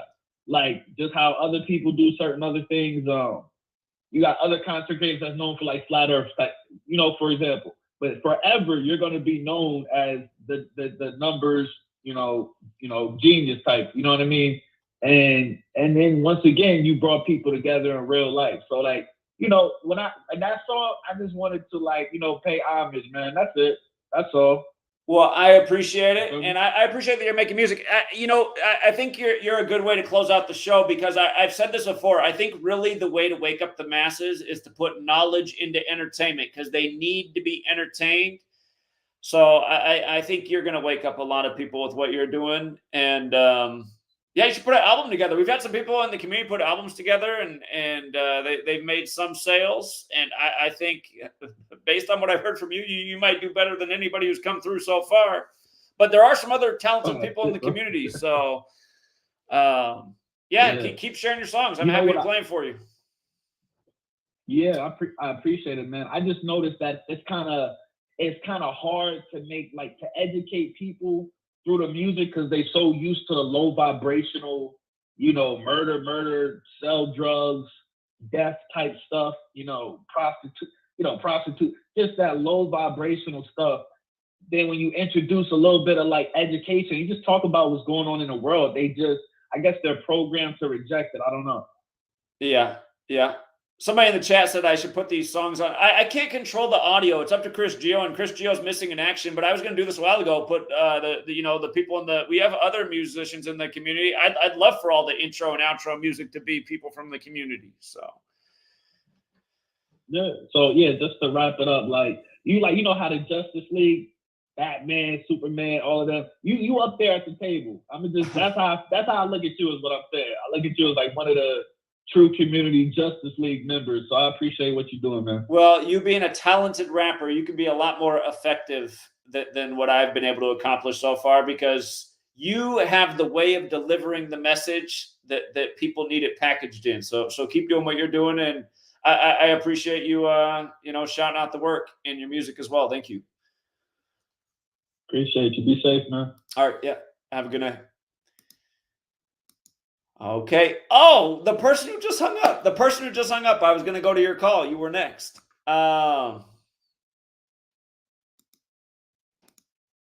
612. Hey, Zach. Yeah, what's up? Hey, Colin from Minnesota. Indeed. Real quick. So we had, 93rd West, 44th North, man. There you But we had shooting recently, 2 police officers and 1 paramedic in Burnsville. And I did not do any, I don't have a decode for you, but Did you it see what happened I- on 33rd Avenue? Here, I covered the Burnsville killing happened on the kill date. The kill date's the date with numerology is 64 and 44 because kill equals 64 and 44. Burnsville equals 64 and 44. It's on the 44th parallel. The shooter is Shannon Gooden, and he's wearing a baseball cap, which reminds me of a baseball player. But Shannon Gooden, 64, and it's 44 weeks and days after the George Floyd killing by 44-year-old officer Derek Chauvin, and the word officer's 44. And this time you have white cops killed by a black man. So it seems like it has a George Floyd parallel. Again, a 38-year-old shooter, death equals 38, like murder, like killing, like RIP, like Minnesota, like George Floyd on the corner of 38th Street, and like how the rioting started on 33rd Street for George Floyd. Now this shooting's on 33rd Avenue, again on the kill date with all the kill numbers. And, what else is new? So if you had more, go ahead. I missed that one, so sorry. Apologies. Yeah, it's all good. But I did not find your work through sports, by the way. I did find you through actual researching about 9/11, all types of other great stuff. So thank you for what you do. And no one would blame you if you decided to quit tomorrow, Zach. You've done your work. So none of us would blame you. You got books out there. You got plenty of information out there. So if you decided that for your own sake to quit tomorrow, none of us would blame you. Well, yeah, I don't plan on quitting though. I mean, I'll be stuck on the same thing until the world changes, which might not happen. So that might mean I just go until the day I expire. But yeah, I don't have any plans of quitting. So, right on. Thanks for your time. All right. Yeah. Have a good night. Take care. All right. We only got seconds left of show. So we'll leave it there. I intend to come back next week as long as we have a call board. If the call board's down next week, then I won't do the show. But I'm glad it came back tonight. And Chris Gio, if you're out there, please return and fix the station. All right, True Seeker, we'll leave it there. And signing off from TFR. We might have a DK Stonewood sighting. I know he likes to phone in on Wednesday nights. Shout out to Paula the Kitchen Witch, always with the generosity. She chipped in a new membership for somebody in the community. And X2 Trouble Music became a member. Perhaps that's who received the membership. I'm not sure if that's exactly how that works. And 1 second, DK. Shout out to AI Noob who chipped in $10 and asked about Dajjal. And from what I understand about Dajjal in Islam is that's like the equivalent of Satan. It's a topic that's come up from time to time. Thank you again to 13 Serpents, always with the generosity. And thank you as well, John Mendoza. John Mendoza also sent a $5 Cash App during the show. I appreciate that. And the Super Chat. So,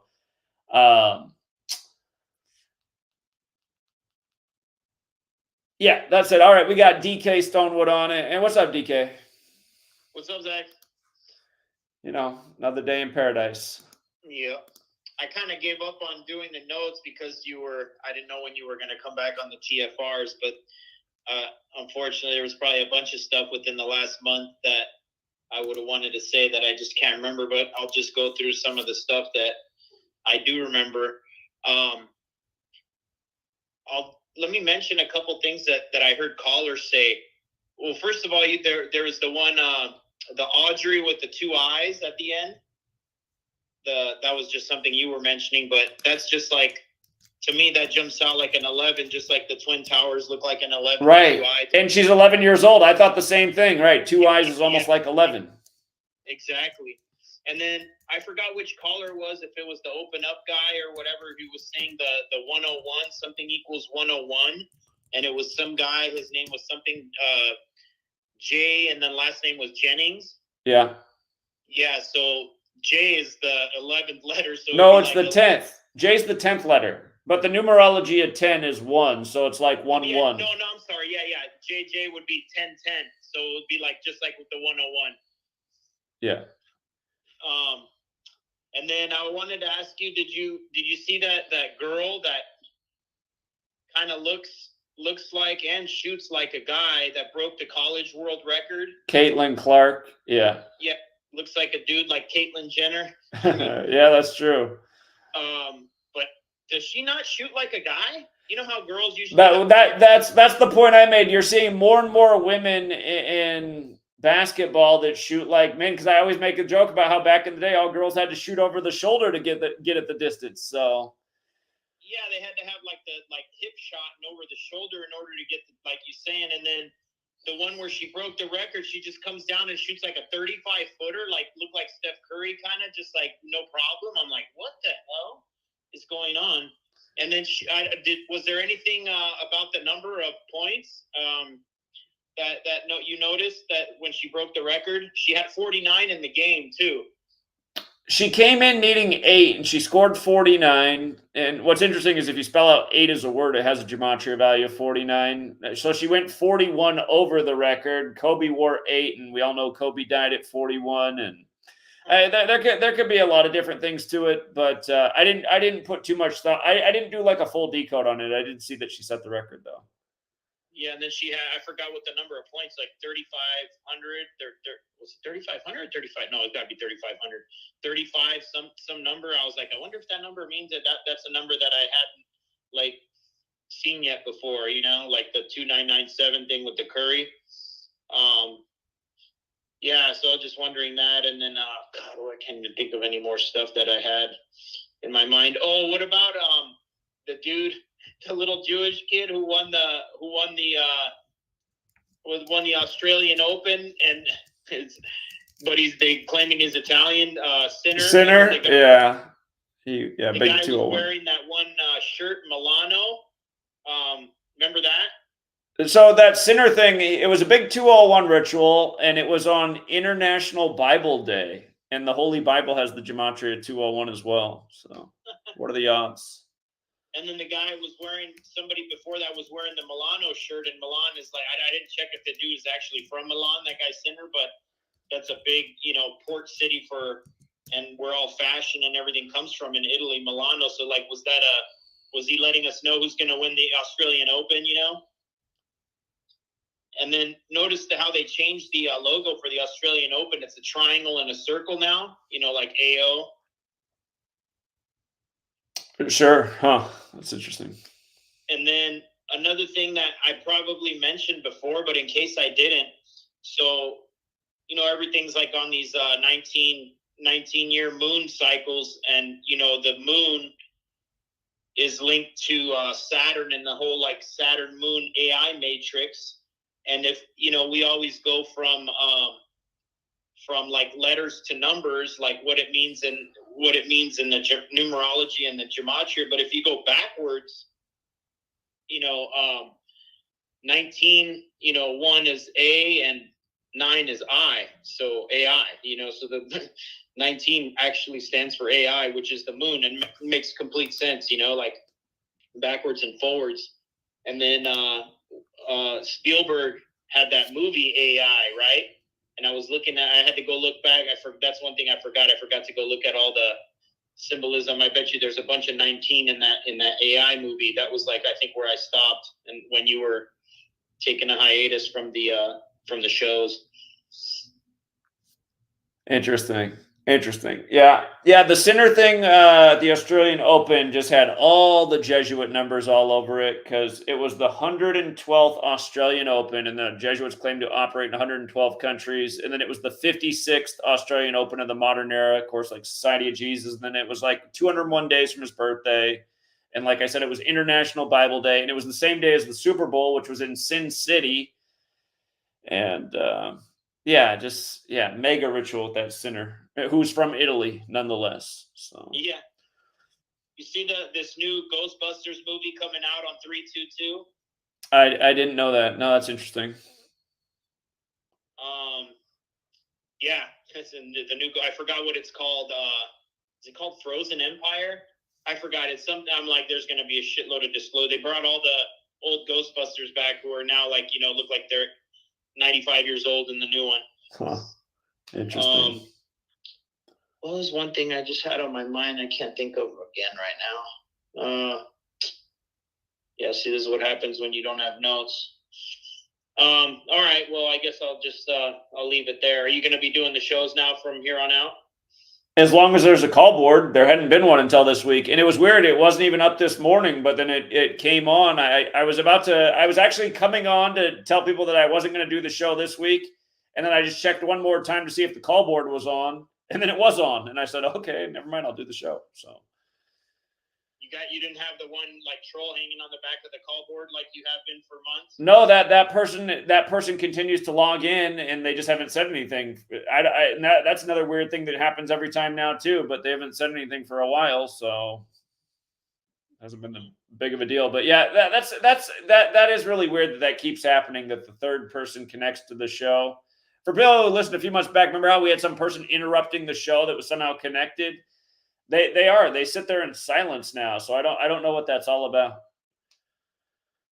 Oh, you know what I want? Did you watch the All-Star Weekend? I never watched that. No. So, I mean, I was just watching a little bit of it because I was at my dad's house, and you know that's all he really is interested in. But this year they had like, I mean, the whole thing looks so AI. They had like, it almost looked holographic. It wasn't, but they were projecting all these like laser lights onto the court and just really animating the court. Like for the 3-point contest, the court was all green. And then for the dunk contest, it was blue. And like when the guys would like move around on the court, like there would be like stars. You know how when like in the movie Avatar, when they would step on the ground would light up for each step? It was like doing stuff like that. Like as they would step, a star would pop up because they're like, you know, all stars. And just, there was so much. I mean, it wasn't like popping off the court necessarily like how a true hologram would, but I mean, it was just like, it was way beyond anything they've ever done. If you just go back and check it out real quick, just like highlights of it, you're going to be like, wow, that's pretty. And then they had, they're really pushing Jaylen Brown from the Celtics. You know, he's an all-star, but he shouldn't have been in the dunk contest. They made him go into the final with the guy from the G League that won it last year, who ended up winning it again. But, I mean, Jaylen Brown was doing just, you know, they were just totally like, just stupid dunks that was all based on like, you know, kind of how like when Dwight Howard wore like the Superman cape and he's coming out of the Superman booth. And so he put on like a Michael Jackson glove on his left hand because Jaylen Brown's left-handed, I think anyways. And he dunked for some guy that was like, I guess his high school teammate. So he put back on his high school jersey and this kid, I guess, died. So they lit up the whole key was like a picture of this kid who died. You know, it was really strange. I'm like, Zach's got to take a look at this. There's so much shit in here that my brain's not attuned in that way to search for the patterns in the same way that you do. And I was like, man, I don't even know what they're doing here, but I think the kid was 22 years old when he died, which wouldn't know, maybe he was 19. I can't remember. Anyway, there was some numbers in there. I'm like, there's a lot of numbers here. I would have to write this all down and then go look back at it later. So hold on, it's somebody who went to the same high school as Jaylen Brown who died? Yeah, when they were in high school together. Not now, but when he was in high school together, that was supposedly like his childhood friend. Then he died, so I guess whatever sacrificed for Jaylen Brown's career. And then when Jaylen Brown did that dunk, he did it with like a Michael Jackson glove on the hand that he dunked on, and then that's the one, like, I think they throw him an alley-oop or he took it off somebody's head or something and then dunked with that hand. Then he was looking at that hand after, while the guys, the picture was like, the whole key turned into a picture of this kid who died.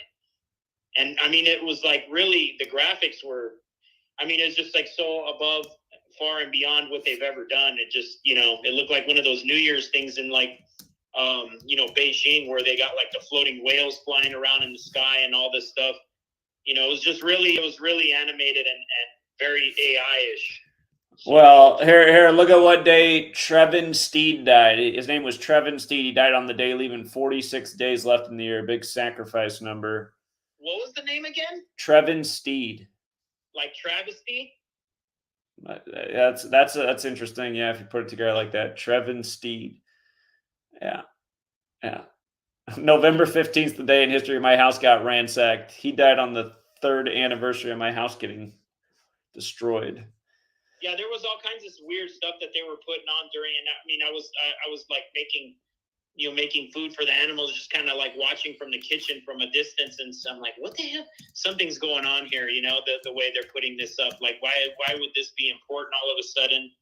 They never mentioned this kid ever before. Now they're going to do it now. This guy don't even belong. Look at that. He died 22 days after Jaylen Brown's birthday. And, of course, Boston equals 22 like basketball, like how they were in their 22nd championship in 2022, which was against Golden State. And it says in the story about his death that he died on the eve of the Celtics game versus the Warriors. So this is probably predictive programming for 5 years later when that would be the finals. And then also, you see that, okay, so they had Damian Lillard. He won. And he wears green. You said they lit up the court green. He was the only 33-year-old in the three-point contest. And so if they lit it up green, he's playing for the Bucks now, green team. And they also made the court, the Boston Celtics parquet for like 2 seconds out of nowhere. They didn't do it for any other thing, but they did that. So I'm feeling like they're telling us Boston's going to win the championship this year. And probably against Lillard, because Lillard just won back to. Well, that'd have to be the Eastern Conference Finals because they're both in the East. I mean, yeah, sorry, Eastern Conference Final, and Lillard just won back-to-back three-point contests. Plus, they gave him the MVP for the game. I don't know. It just, and then people are still talking about how the Lakers won that in-season tournament, but they're so bad to have them in the final. I mean, I guess from the West, you could everybody stinks. Except for the Clippers, I guess they're decent. But yeah, there was just really weird stuff that they were doing with that laser light show, how they lit up the whole court as the Boston Celtics court for a second, and it looked, if you were in the stands or watching, even on TV, it looked like you were, in Madison, or no, what's that? The Boston Garden, is it Boston Garden was that called before they changed the court? It was their old parquet floor with the green, the light green, out of bounds everywhere, and just like how their court was. Remember how the Boston Garden was like, it was a darker wood, like it was definitely darker than the rest of the league wood. It just, yeah, something weird. I think they were, like you said, their predictive programming showing something there. Anyway, that's about all I can remember. So I'll start writing down stuff now from if you're going to be doing the shows again. All right.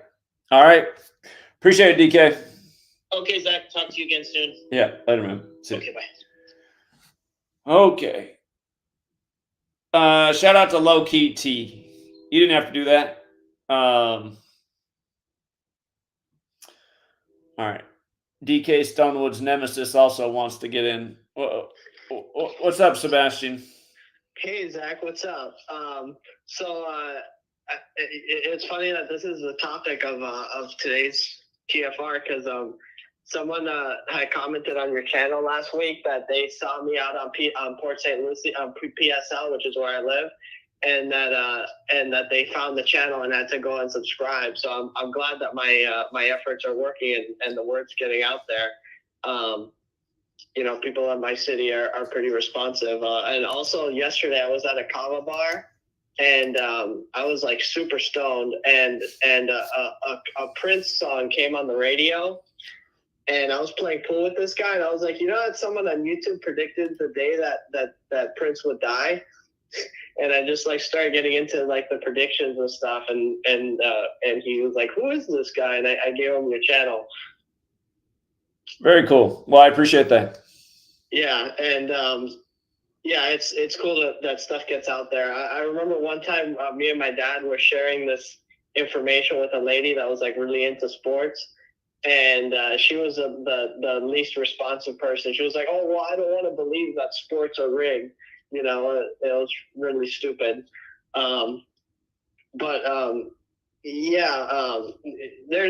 It's pretty split. I think I've heard more positive responses to telling people about this than negative. Honestly, people are more receptive to it because it's just more undeniable. And a lot of people see, like, you know, with the predictions and all that stuff, that, you know, it's not just like some kind of kooky, crazy conspiracy. It's actually pretty real, and provable. And so, yeah, I think that, you know, depending on your area, it can be pretty good. Maybe in like the Seattle area, people aren't as receptive, but out here they are. Also, I heard that you were talking about that your girlfriend made a channel on YouTube, making medical knowledge for people in her language, and she got like nasty comments. If she just keeps making videos, like, you should tell her this, because when I started making videos 4 years ago, I would get like these nasty comments, and like people were saying that I was transgender, even though I hadn't even shown my face at that point. And I got all these bad comments, and, you know, like, that just went away like after 6 months, and then I just stopped getting bad comments pretty much. And I don't really see this stuff happen anymore. That's just normal with new channels. They'll get nasty comments, and then it'll just go away in like a couple of months. Yeah. She's not going to go on and make any more videos. Oh, okay. Something else that I noticed some other people were saying is that now they're like showing all this trans people stuff, and it's true. Like, I signed up to like some dating apps, and it's just like constantly showing me trans people, even though I put like that. I'm not into that. Like, I just put show me women, and it just keeps showing me men and trans people. And it's funny, like, now all the porn sites, like, I've never watched trans porn, but now that it's just like the whole, like, all the recommended is just all that, just all trans. Well, it just shows you it's all an agenda, isn't it? They're trying to normalize it. They're trying to get people into it. Yeah, I mean, that's the internet is like, again, it's so agenda oriented. I know. Exactly. It's like, and it's so obvious. It was like, this happened like a few months ago. Like, before that, it just showed me what I watched, and I only watched lesbian stuff. And then it just one day, just all trans people, and it won't stop. It, like, just the whole recommended is just all that. The front page is all that. Like, it's insane how hard they're pushing it. Like, imagine if you went open YouTube and it was just all CNN, and the only thing that you saw was CNN, and unless you like search for something else. That's how it is with the stuff. They're super pushing it hard. I wanted to ask you, if you could, I think that maybe instead of doing a short book, do a really short PDF that's like a couple of pages long that people can just download and print out and hand out to people. I think that would be really successful. Yeah, that's not a bad idea. So, did you watch my video with RPM Trey yet? Maybe I have not. I need to. I mean, I'll check it out. I know I'm very familiar with RPM Trey's message, though. So. Yeah, that was a really good video. I really enjoyed making that video about him. You should do another thing you should do on your channel. Somebody else said that you should do reaction videos, and that's a really good way to get views. Like a lot of reaction videos definitely get good views because you're tying it to like whatever other successful video, and then, you know, if you have like an interesting insight on it, then people will watch and viewership will go up. Oh, that's the thing I forgot to tell you about. So I want to start a radio network.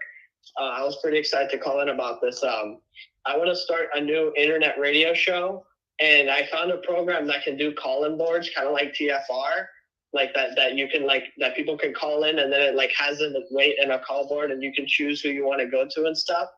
And I also found like a multi-platform radio show that that will like do it on Alexa and like on all those other and like Spotify and all that stuff. What's the program called? What's the what? What's the program called, or what's the call? What's this call board thing? How do you find it? The call board thing is called Call-In Studio. You can put callinstudio.com.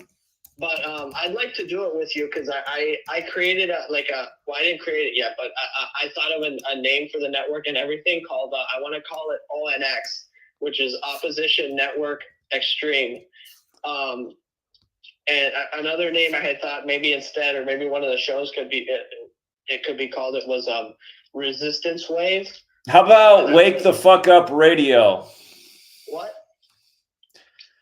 Wake the Fuck Up Radio. I feel like that's the name. That's the message for everybody. Sound asleep. I like that. That's pretty good. That's pretty catchy.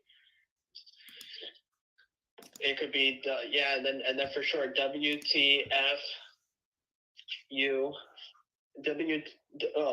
I'm still I forgot the letters already, but yeah, I think that would be awesome. I'd like to manage it and like get like other people to have their own shows. Like I don't know if RPM Trey would be interested in having a show, but I'd love to have him have a weekly show or bi-weekly or whatever.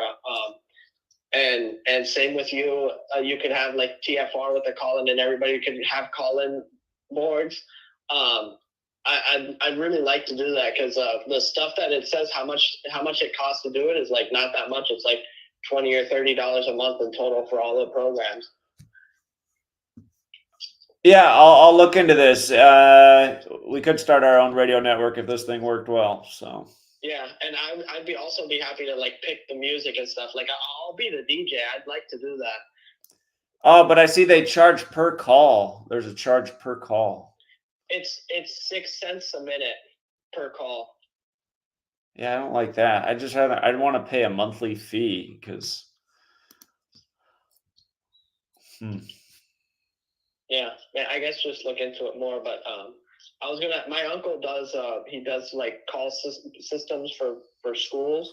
I was gonna ask him about this. Maybe if this program doesn't work out, I'll ask him about something like that. But what do you think about, this is kind of random, but what do you think about sentient AI? I don't know. Somebody else was talking about quantum computers.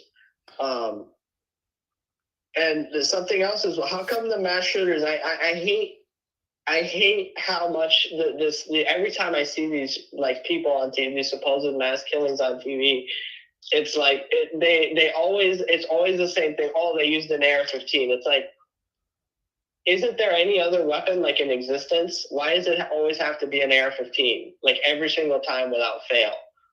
You know, it's like we live in the 21st century that an AR-15 isn't even really the best way to kill people, because now you can just buy some stuff at the dollar store, mix it together, some chemicals, and you can kill way more people than that for way less cost. And it's like, how come that doesn't happen? It's just, it's always the AR-15, you know?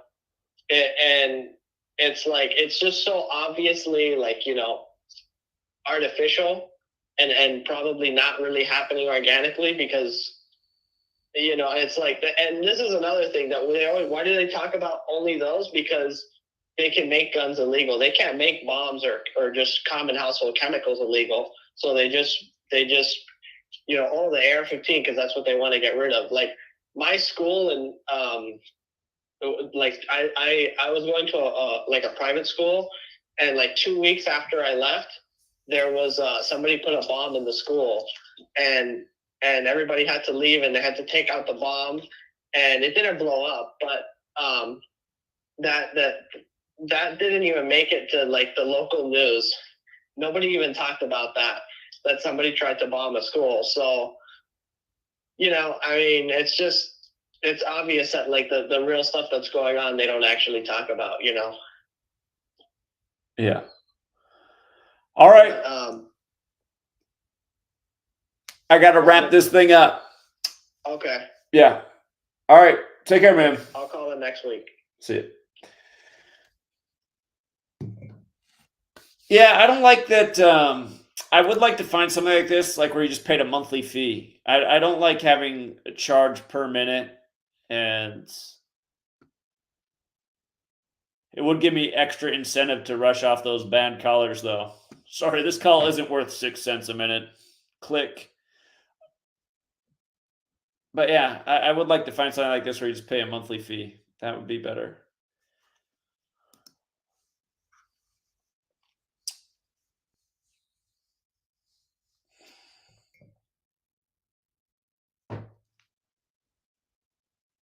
Is it open up? Yeah, real quick about the call-in thing. There's another one called Blog Talk Radio. Blog Talk Radio? Blog Talk Radio? Yeah, VLOG Talk Radio. That one has monthly fees on there, so you might prefer that one instead. Okay. Yeah, I just wanted to throw that in quickly. All right. Yeah, I'll look more into these things. Appreciate that. Thank you. Yeah, no problem. All right. See you, man. Okay. Yeah, well, thank you to everyone who tuned in tonight. Thank you for hitting the like and the share. Thank you to the handful of people who made a donation. I appreciate it. And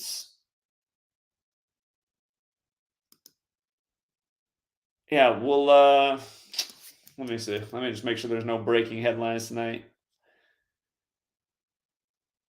Yeah, it doesn't look like there's any new news.